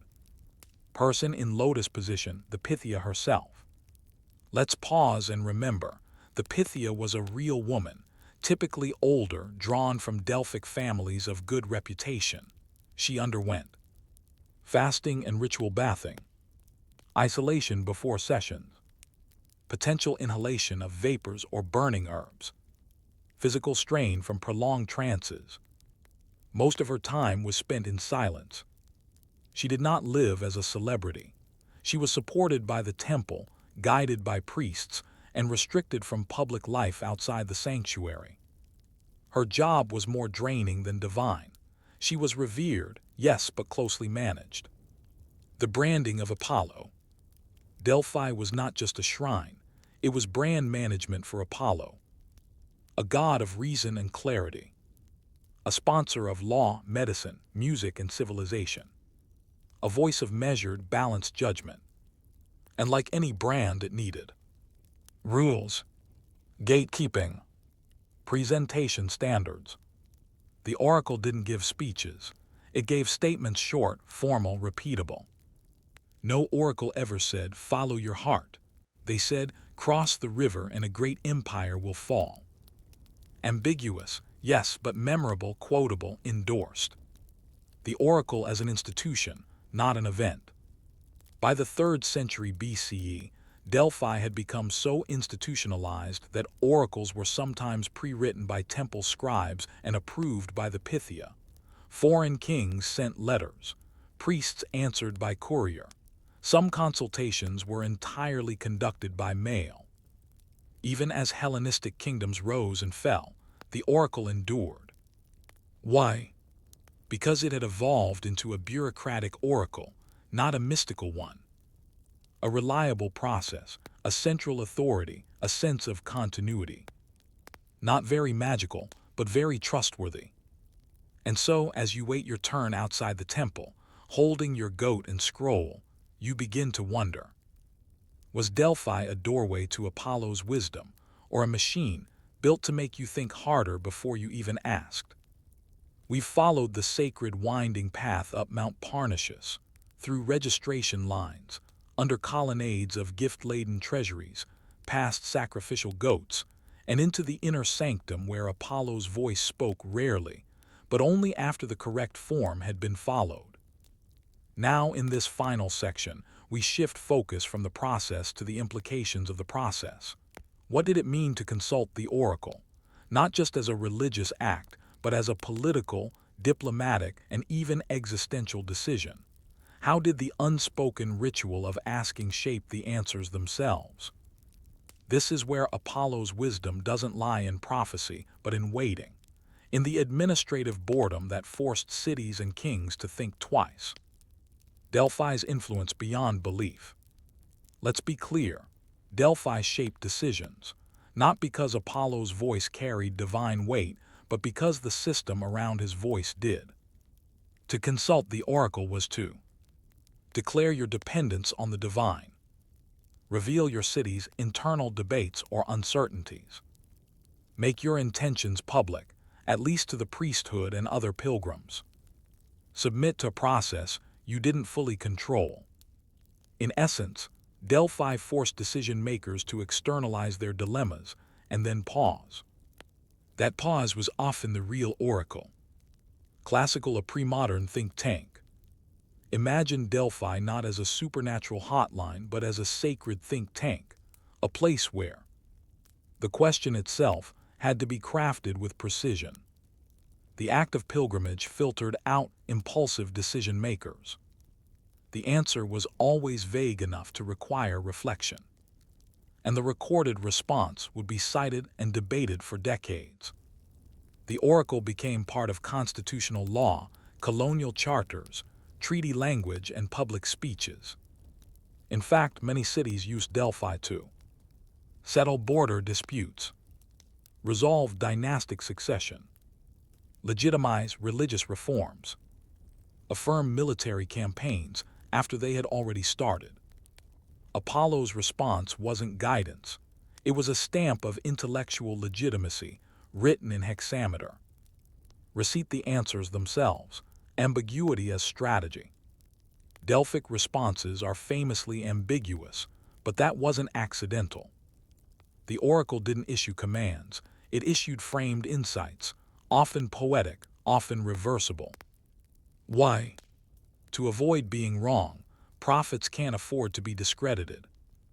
To encourage reflection, not obedience. To adapt answers to multiple political interpretations. Examples: you will go, you will return, never in war will you perish. Is it you will not perish or never return? Depends where the comma goes. If you cross the river, a great empire will fall. Which empire, yours or theirs? These weren't riddles to frustrate. They were decision mirrors forcing the questioner to interpret themselves. Ballot the oracle in the age of politics. Delphi's height coincided with the rise of city-state diplomacy. In this world, Apollo's sanctuary became a neutral space. The priests rarely gave politically dangerous answers. Instead, they reinforced shared cultural values, preserved Pan-Hellenic identity, avoided extremes. In this sense, the oracle wasn't about knowing the future. It was about stabilizing the present.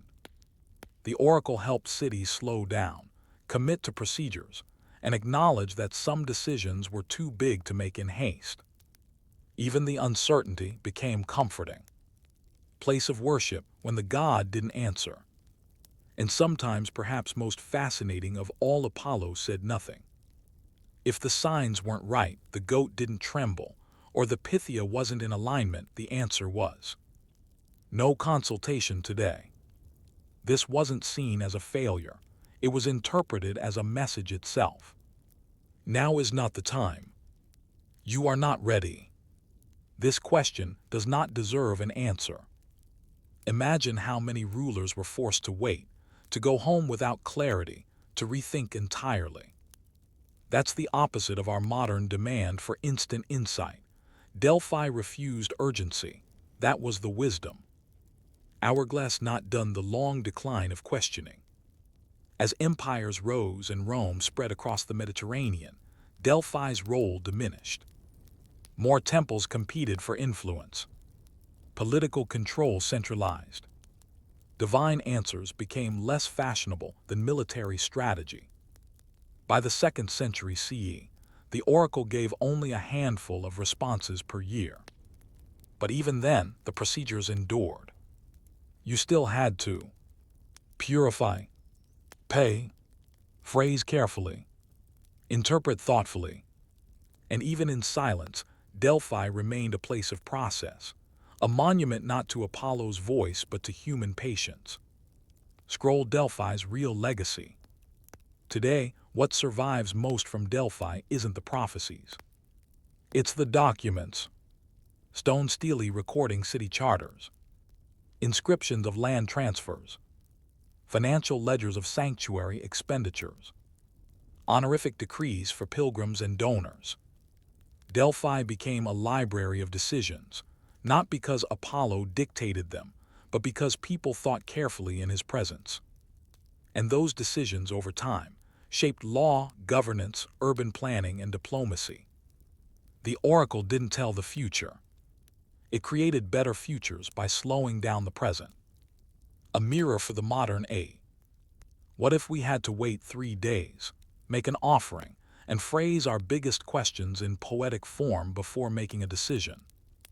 What if we had to present our doubts publicly and ask a chorus of scribes to record our words for all to see? What if the answer was vague, yet sacred, not because it told us what to do, but because it made us reconsider our assumptions? That was Delphi. That was the real oracle. And so, as the sun sets behind Mount Parnassus, and the last pilgrims gather their things to leave, one quiet question still echoes through the portico.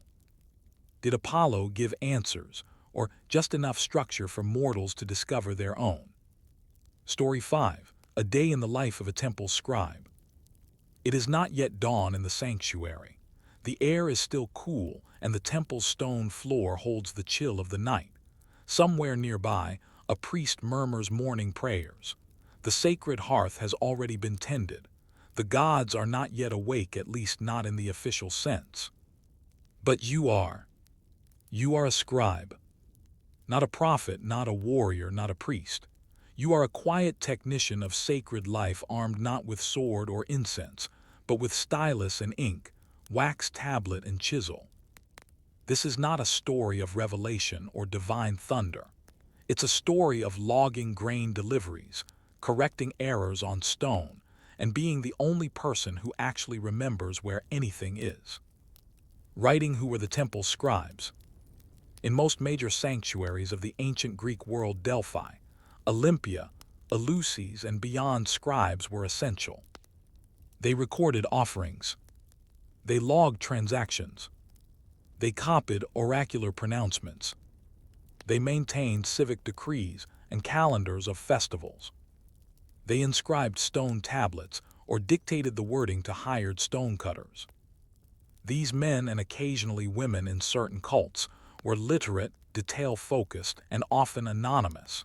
They didn't lead rituals or give speeches. They made sure everything lined up.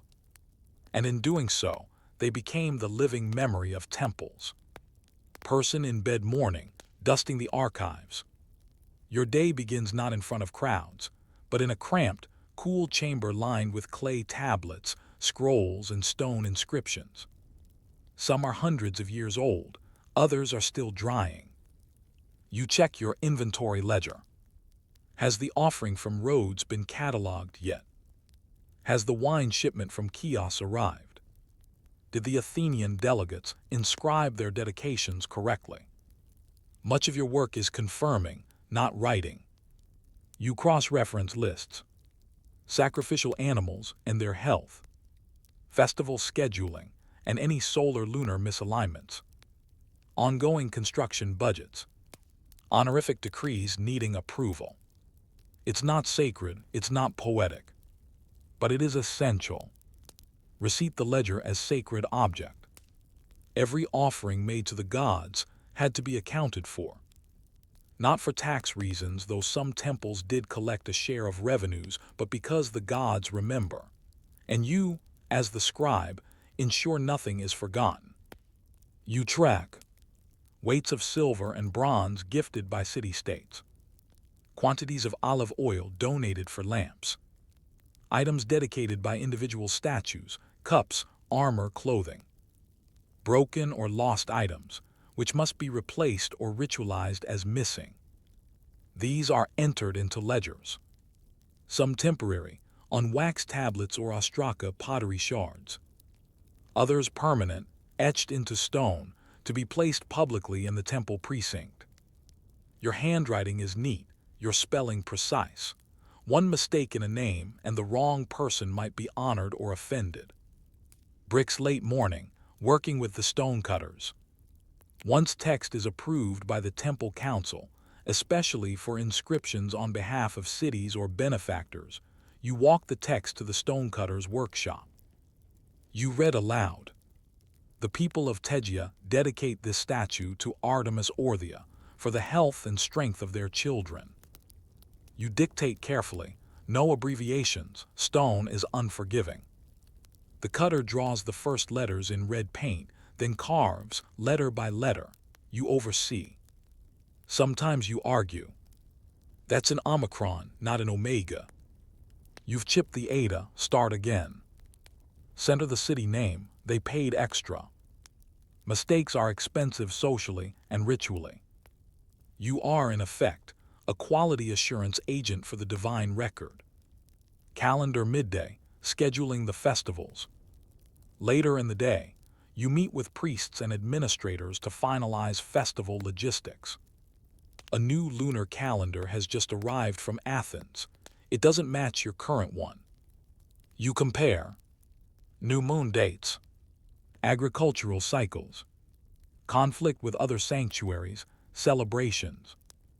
If two major cities try to host festivals on the same week, diplomatic tensions could follow.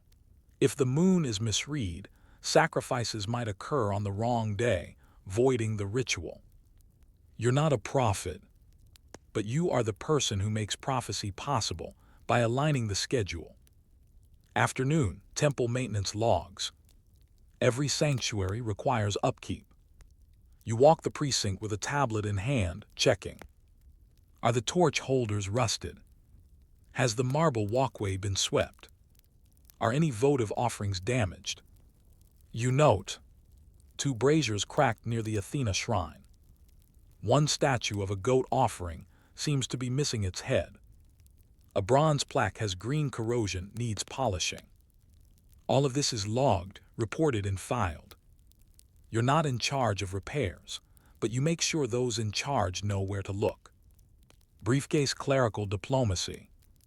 In the late afternoon, a delegation from Thebes arrives. They bring a sealed letter, a bronze tripod, and a question for the oracle if you're in Delphi. You don't interpret the divine, but you.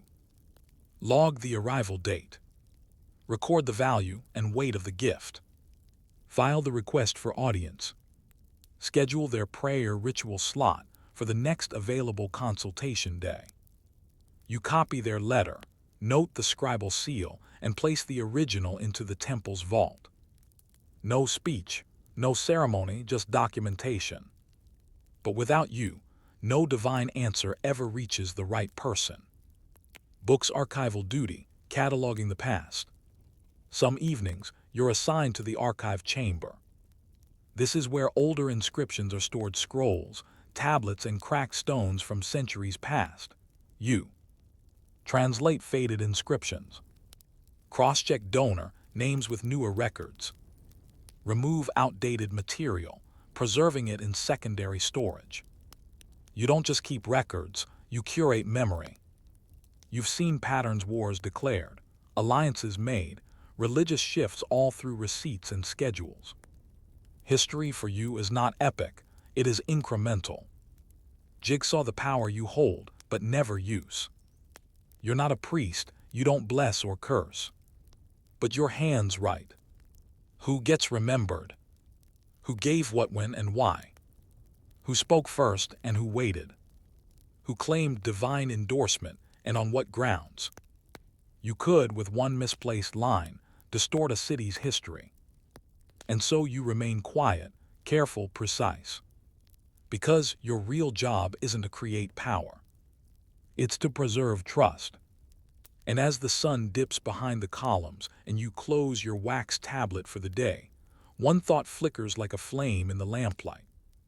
Who records the recorders, and will they remember we were here?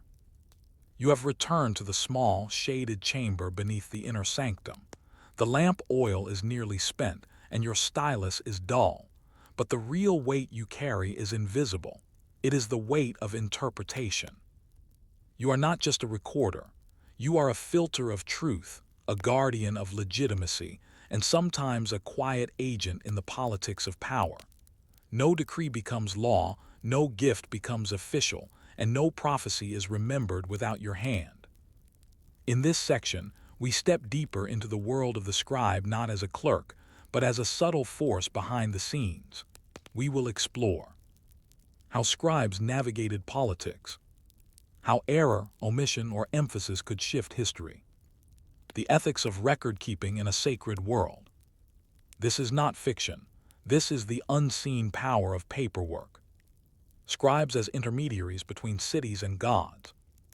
Every major temple acted as a spiritual embassy. When foreign envoys came, whether from another Greek city-state or a distant Hellenistic kingdom, they came with letters, gifts, and decrees. And who received them first? You did. Before the priest saw the scroll, before the high priestess offered a word, the scribe was the first to read, to copy, and to file.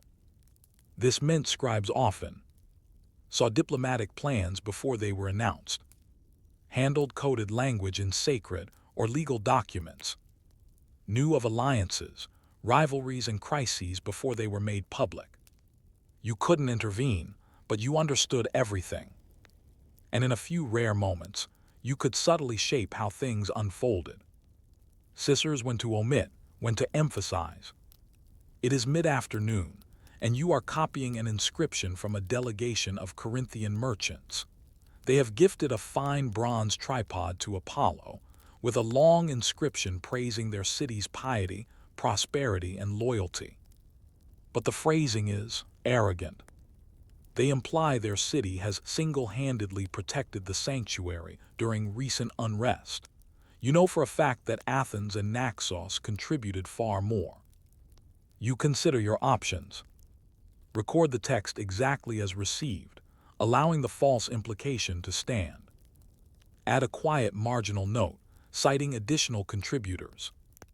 Use a synonym for protector that implies a less heroic role. You are not rewriting history. You are guiding its tone.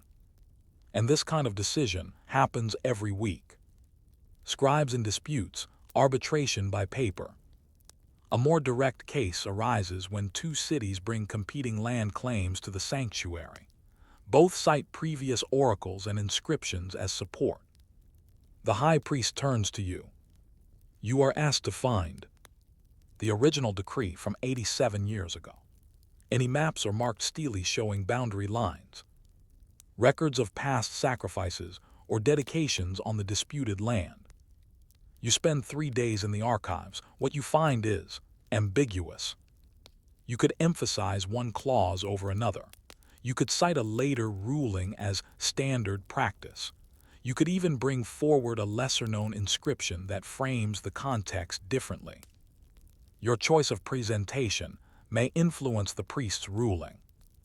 Justice rests on stone, but that stone rests in your hands. Open book formatting the divine. When a city consults the oracle and receives a response, it's often the scribe who writes the final version for the public. You transform vague mutterings into structured poetry. Consider this. Pythia spoken during trance. Fall river, flames, ashes not return, walls broken, great cries. You turn it into, if the king crosses the river, a great fire will consume the walls. The army will not return, and the city shall weep as ashes fall. That's not invention, that's clarity. But it also adds finality, narrative, and rhythm. This version will be read by kings, generals, and future historians. How you punctuate, which metaphors you include, whether you soften or sharpen, these all become part of history. Triangular ruler, the aesthetics of authority. Inscribed text wasn't just informative, it was visual. You worked with stonecutters, painters, and architects to ensure the message looked as powerful as the gift it accompanied. Standard inscription design involved. Justified margins. Uniform letter size and spacing. Centered headers, e.g., to Apollo from the Council of Corinth. Occasional decorative borders or symbolic iconography. Mistakes weren't tolerated, the most common penalty. Start again. Replace the stone. Deduct the cost from the cutter's pay. You had to inspect and sign off. A botched line wasn't just embarrassing, it could be seen as a bad omen. Chart decreasing scribal errors, a quiet catastrophe. Despite your best efforts, mistakes happened. In one temple, a scribe once inscribed the name of Phasis as the donor of a shield that had been gifted by Pharsalus. The insult sparked diplomatic protest. The shield had to be taken down and reinscribed with a public apology. Other known errors. Listing the wrong year, causing confusion in festival calendars. Misspelling a deity's name, such as Apollon instead of Apollo. Forgetting to record a donor's full lineage, an insult in aristocratic families. In some sanctuaries, such as Eleusis, scribes were required to swear an oath before inscribing formal decrees. Their work was considered binding. You weren't merely a clerk, you were a guarantor of truth. Card temple scribes as historians. Scribes also kept chronicles, daily notes, weather conditions, omens observed, odd behavior from sacrificial animals. While these might seem mundane, over time they became valuable historical records. When did the last plague occur? How often did certain cities send offerings? Were certain sacrifices more frequent in bad harvest years? You may not have seen yourself as a historian, but the accumulated mass of observations, totals, and lists created the basis for much of what future generations would call the past. And it was preserved not in epic poems, but in careful notation. Abacus, your tools, ancient yet effective. Your daily kit included a wax tablet for notes and drafts, a reed stylus for both wax and ink writing, a small jar of charcoal-based ink kept moist with a damp spun, a measuring cord for setting inscription boundaries on stone, a small knife to sharpen styluses or scrape wax.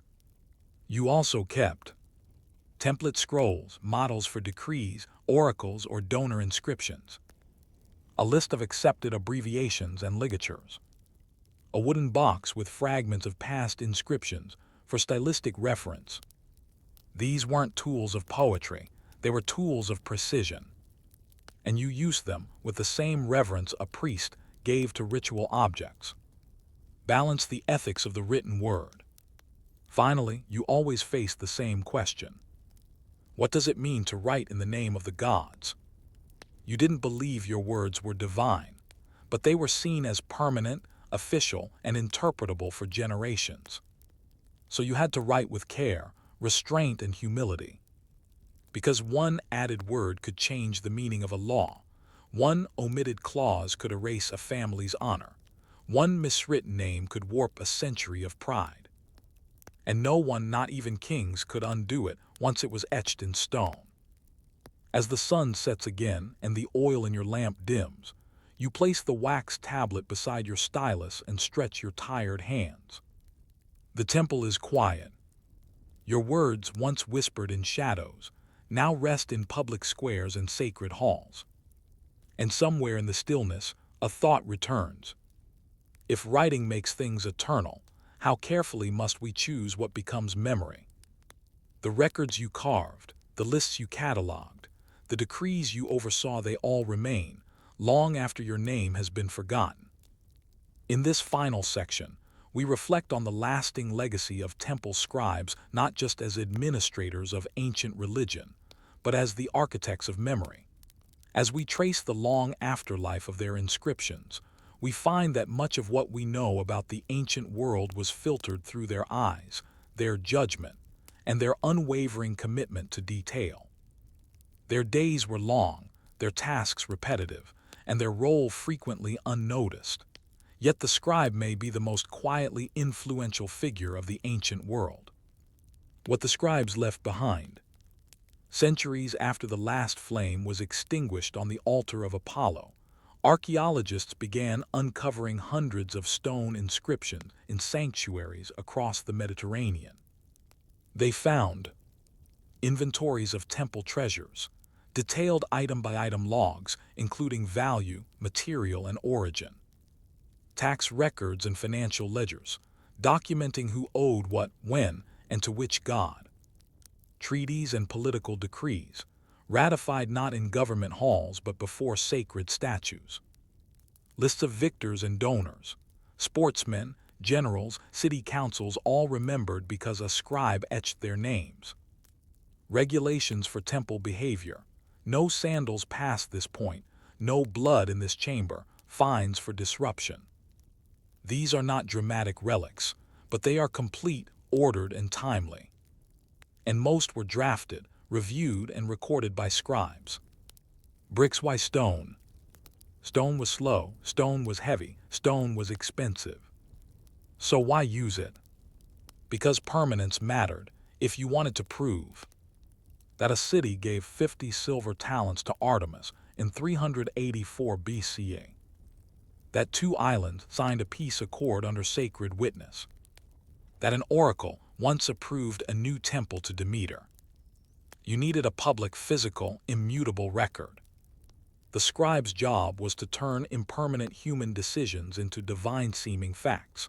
No parchment could do that. Stone also reduced ambiguity. No one could claim the record changed. No editing, no deletions, just weather, erosion, and time. And yet thousands remain legible today because the scribe chose every letter with care. Books. Memory infrastructure. Temples were not just spiritual centers, they were repositories of knowledge. Delphi stored oracular responses for centuries. Eleusis preserved festival calendars and initiation rules. Olympia recorded victors of every Olympic Games for 1,000 years. Each temple had its own archival system, some more formal than others. Scrolls were stored in wooden boxes, labeled by year or type. Clay tablets were stacked in order of receipt. Stone inscriptions were affixed to colonnades, walls, and altars in hierarchical order, highest gifts first, minor ones lower. The scribes often cross-referenced. A sacrifice on tablet A might be linked to a donor in inscription B. You didn't just write, you curated. In this way, scribes were the original knowledge managers, ensuring continuity across generations. Globes showing Europe, Africa when Rome came. As the Roman Empire spread, many Greek sanctuaries declined in political importance, but the role of the scribe persisted. New responsibilities included translating local Greek inscriptions into Latin, recording Roman laws or imperial decrees in temple precincts, filing complaints or petitions on behalf of cities to imperial authorities. Roman emperors, too, saw the value in sacred record-keeping. Augustus, for instance, famously had all his civic accomplishments inscribed the Res Gesti Divi Augusti and placed it at his mausoleum. Copies were distributed across the empire. Who do you think did the work? Temple scribes. They outlasted regimes. They changed languages, but they kept the record alive. Balance when writing meant justice. Scribes were not judges, but their records shaped law. Imagine two farmers dispute a field boundary. One claims Apollo gave it to him. The other says it was a public gift. The priest doesn't remember. The land agents argue. But the scribe says, I have the record from the 12th year of Ptolemy III. It says the land was donated jointly to both families on condition of shared harvest labor. Dispute resolved. Writing created precedent. Precedent created justice. In many ways, scribes were the early civil servants of the religious state. Scroll the ethics of erasure. Scribes also knew that what was not written mattered just as much. Occasionally a stone was chiseled off, names scratched away, dates removed. This was not vandalism. This was damnatio memoriae, the ritual erasure of memory, often sanctioned by political or religious authorities. A donor who fell out of favor. A city that turned traitor.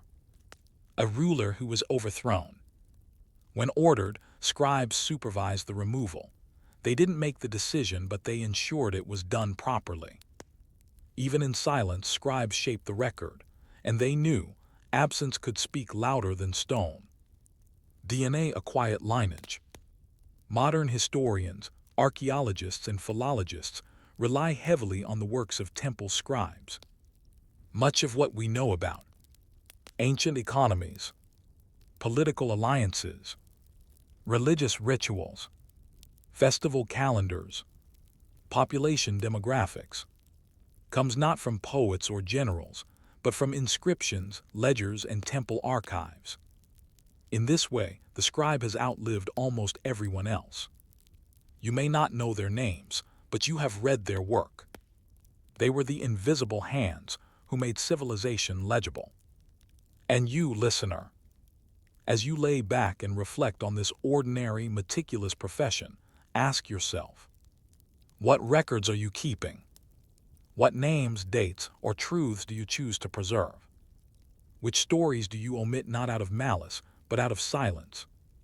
What does your calendar, your archive, your account of the day say about what mattered? Because, in the end, history is not made by those who act, but by those who remember how it happened. And as the final candle flickers out beside the now silent archive room, the scribe of Eleusis sets down his stylus, knowing no one will ever carve his name into stone. But he does not need it. He is the stone. Story 6, Waiting for the Flood, the predictable boredom of the Nile calendar. The ancient Egyptians didn't measure time by sand slipping through fingers or stars, gliding across the night sky, though they knew both well. Instead, their clock ticked slowly, predictably, and brown with silt. It was the Nile flood, that dependable, muddy surge that came once a year, blanketing fields with water and promise. And though myth and poetry framed it as divine rebirth, to most Egyptians, it was something else entirely. A schedule. A boring, bureaucratic, sacred schedule. This section begins the story of Egypt's annual flood, not through pharaohs and pyramids, but through the people who waited, measured, and prepared. Scribes with rulers, priests with rope, farmers with anxious glances at the riverbank. The inundation, a boring miracle. Every summer the Nile swelled, fed by rains in distant Ethiopian highlands. The water rose slowly, methodically, over the course of weeks. And every Egyptian knew this was life itself. But unlike sudden storms or divine tempests, the Nile's flood was predictable, boring, even. It came around the same time each year in a cycle that shaped everything. Planting schedules, tax collection, temple festivals, legal calendars, even marriage timing. The flood wasn't news, it was procedure. And so, a civilization emerged around the expectation of water, not just the hope for it, but its measurement. Calendar the Egyptian year, a flood-based calendar. The Egyptians divided their year into 3 seasons, each based entirely on the flood cycle. Akhit, the inundation, roughly mid-July to mid-November. Parat, the emergence, mid-November to mid-March. Shemu, the harvest, mid-March to mid-July. Each season contained 4 months. Each month had 3 weeks, and each week had 10 days. This meant 360 days in the regular year, plus 5 epigonal days added at the end, considered spiritually dangerous and liminal. The entire calendar was structured not around the moon or abstract cycles, but around when the Nile behaved. A divine river became a bureaucratic timepiece. Nilometers, the world's first flood trackers. To know how good the year would be, you had to measure the flood. Enter the nilometer, a structure designed to monitor and record the height of the Nile's rise. These were vertical shafts carved near temples or riverbanks, equipped with stone steps, markers, or poles, sometimes built like wells, open to the river through underground channels. As the floodwaters rose, priests or scribes would check. How high did the water reach today? How fast is it rising? Is it reaching the ideal level? Too little water equals famine. Too much equals destruction. Just right equals tax time. Abacus, the scribe's role in the flood. Each day during Akhit, temple scribes recorded the river's height. These numbers were logged in papyrus scrolls, compared to past years, sent to local governors, used to calculate agricultural taxes. Yes, taxes, because the height of the Nile determined how much land was irrigated, and therefore how much grain a farmer would produce. The phrase "pay according to your yield" depended entirely on how high the Nile had climbed. And the Nile did not lie. Balance how the flood meant justice. The flood didn't just irrigate crops, it equalized. Rich and poor alike had to wait for it. No harvest could begin until the waters withdrew. No taxes were assigned until the scribe confirmed the readings. It meant that no one farmed early, no one gained unfair advantage. In a landscape where seasons were sun and sand, the Nile was the great leveler. Even Pharaoh's fields waited. Temples as water watchers. Temples weren't just houses of gods, they were hydrological observatories. At the temple of Kam Ambo, near Aswan, a particularly well-preserved nilometer reveals inscriptions marking centuries of floods. Priests here conducted rituals of welcome for the flood, chanted hymns to Hapi, the Nile god, offered readings of flood height as oracles. It was a curious blending of the divine and administrative. The river has risen 12 cubits. Let the people give thanks. Taxes will be moderate. The gods are pleased. The Nile was never just water. It was a report card from the gods. The flood season, months of waiting. For the average Egyptian farmer, Akhit was a period of enforced inactivity. Fields were underwater. Roads were muddy or impassable. Tools sat unused. Laborers helped clear canals or repair dikes, but farming stopped. And so began the great annual boredom.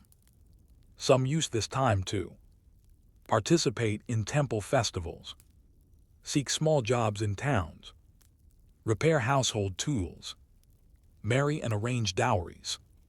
But mostly they waited for water to drain, for fields to emerge, for the scribe to declare it is time to sow. Crocodile the river's risks. While predictable, the flood could still be dangerous. Crocodiles sometimes wandered closer to homes. Mosquitoes thrived in still pools.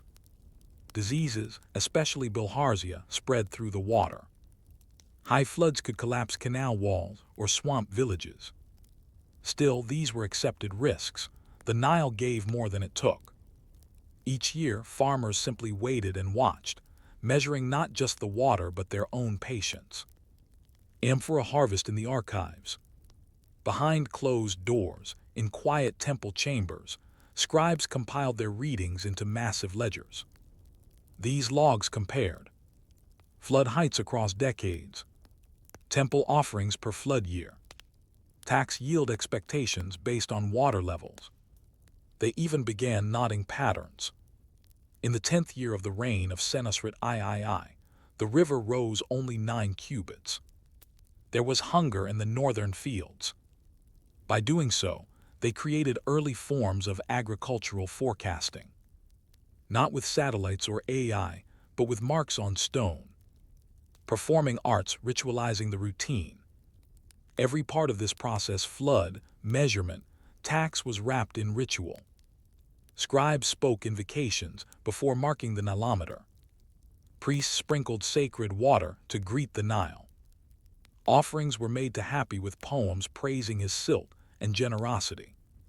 Flood reports were carried with ceremony, not unlike modern budget announcements.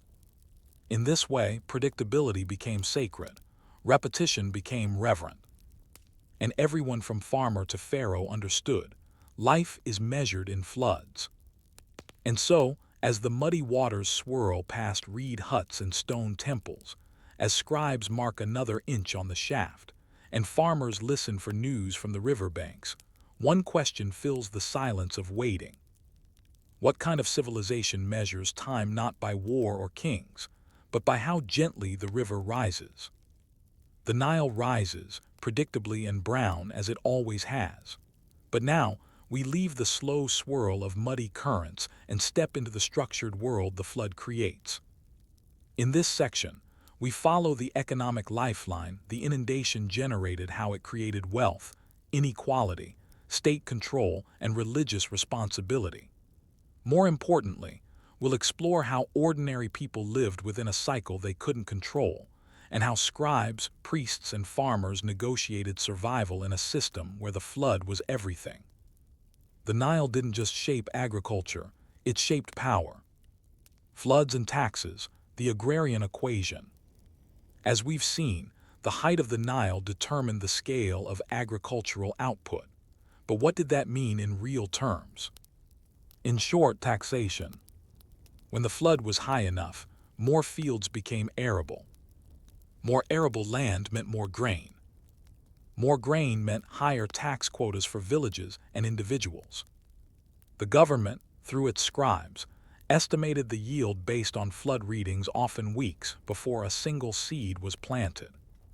Your tax bill didn't come after the harvest. It came based on how high the water rose.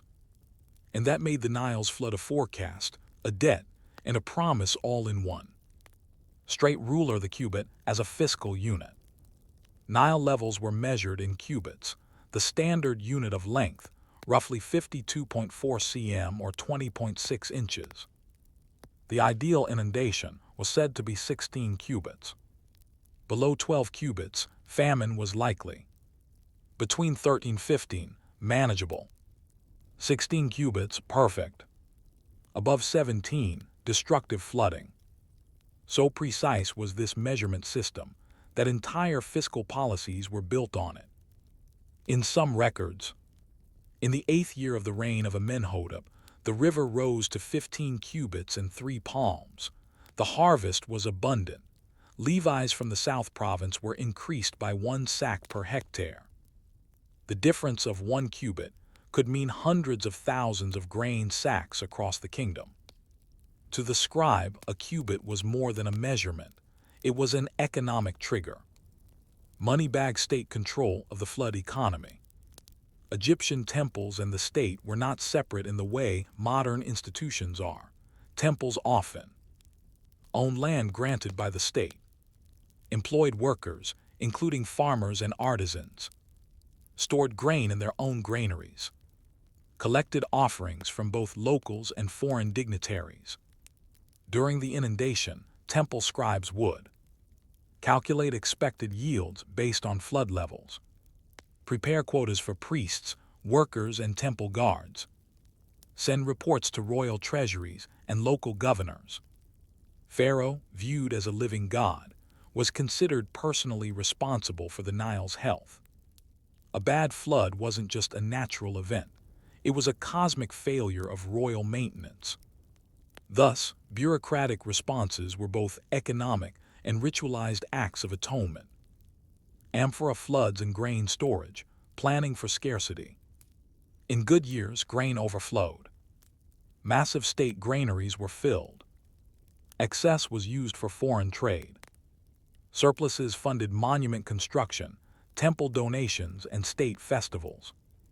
In bad years, granaries were opened selectively. Priests distributed rationed bread and beer. Taxes were sometimes deferred, but often simply adjusted downward and still collected. Egyptian records show careful monitoring of storehouses, especially during drought cycles. These were sealed with official reed stamps, guarded by temple attendants, inspected seasonally by senior scribes. It's easy to forget that Egypt's wealth wasn't in gold, but in barley, emmer wheat, and beer. The Nile gave the yield, but it was the bureaucracy that made it last. Adult chief life of the flood farmer. Now step into the sandals of a mid-level farmer during Akhit. Your home is near a canal. The fields beyond it are submerged. You wait. You use this time to repair tools, patch your roof, visit the local scribe's house to see the expected flood readings, pray at the small shrine for favorable drainage. If the readings are good, your tax will rise.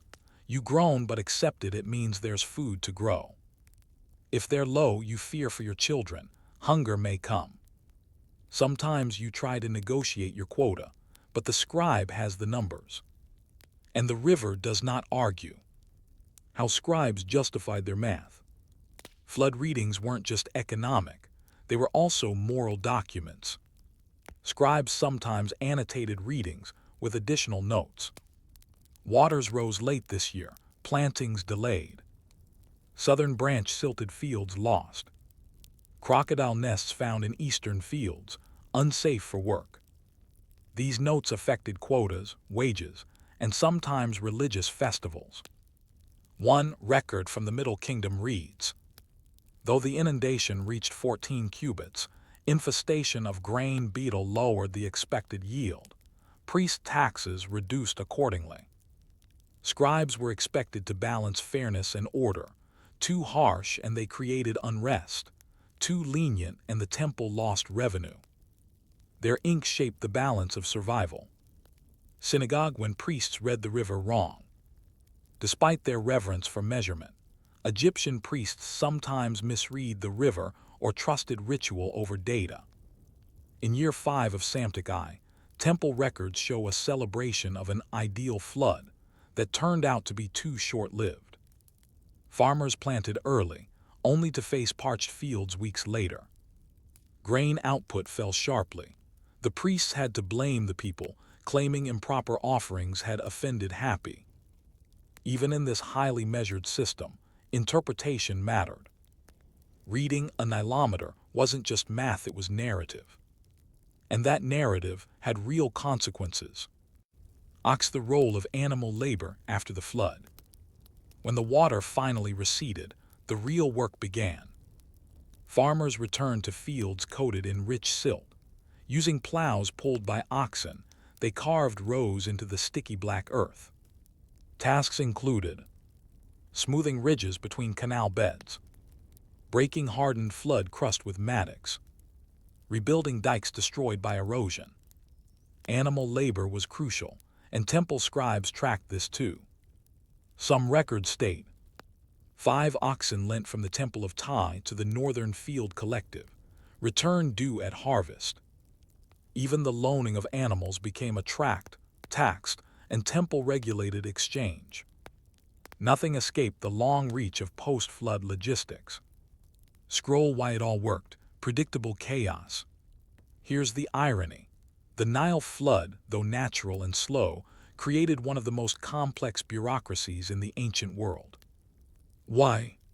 Because it was predictable enough to build a calendar, variable enough to require constant monitoring, vital enough that mistakes had deadly consequences.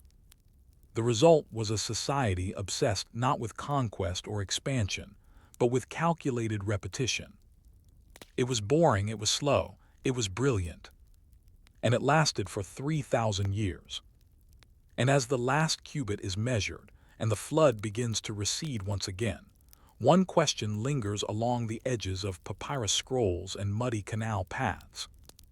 When your survival depends on water you cannot control, how do you build a life entirely around waiting? The waters have receded. The canals trickle into silence, farmers sow seeds, scribes close their ledgers, the temple corridors grow quiet again until next year. We examine the legacy of the Nile's predictability, not through monuments or conquests, but through ritual repetition, record-keeping, and societal patience. We'll reflect on how a civilization maintained itself for millennia not through innovation or expansion, but by being astonishingly good at waiting and at remembering. Because in Egypt, history flowed with the Nile, and the flood, while mundane, became the spine of time itself. Spiral calendar, the eternal return, time as a loop. In most ancient cultures, time was linear, events progressed, kingdoms rose and fell. But in Egypt, time moved in cycles. The Nile flooded, fields were planted, grain was harvested. The same rituals were performed in the same temples. The same prayers were offered to the same gods. This repetition wasn't stagnation, it was stability. Egyptians viewed history as a spiral, returning again and again to the same sacred points. The flood wasn't just water, it was a reset button. And each year's inundation reaffirmed that. Mat, the sacred order of the universe, still held. Bricks building for the repetitive future. Egyptian architecture reflects this worldview. Temples were built along the Nile's edge, oriented to the river's cycles. Nilometers were designed to endure centuries of use, not as one-time tools, but as eternal instruments. Temple granaries were constructed to absorb extremes, a surplus that might not be needed this year, but perhaps next. One might say the civilization was built to weather sameness. Its great monuments, Karnak, Luxor, Edfu, were refurbished as much as built, like annual rituals in stone. No rush, no panic, just incremental continuity. Memo: what the scribes knew. Long before historians and archaeologists studied Egypt's past, its own scribes were already doing it. Some scribal records note, this year's flood matches the 19th year of Thutmose III. A drought such as this last occurred under the Old Kingdom. Taxes reduced this year, as in the 5th year of Amenemhat I. The past wasn't distant, it was instructional. And the scribe's job wasn't merely to log what happened, but to remember what it meant. Even the flood wasn't just water, it was evidence of the gods' mood. By measuring it, you weren't just reading the river, you were reading the will of the cosmos. Amphora flood myths and ritual reality. Though the flood was predictable, Egypt surrounded it with mythic meaning.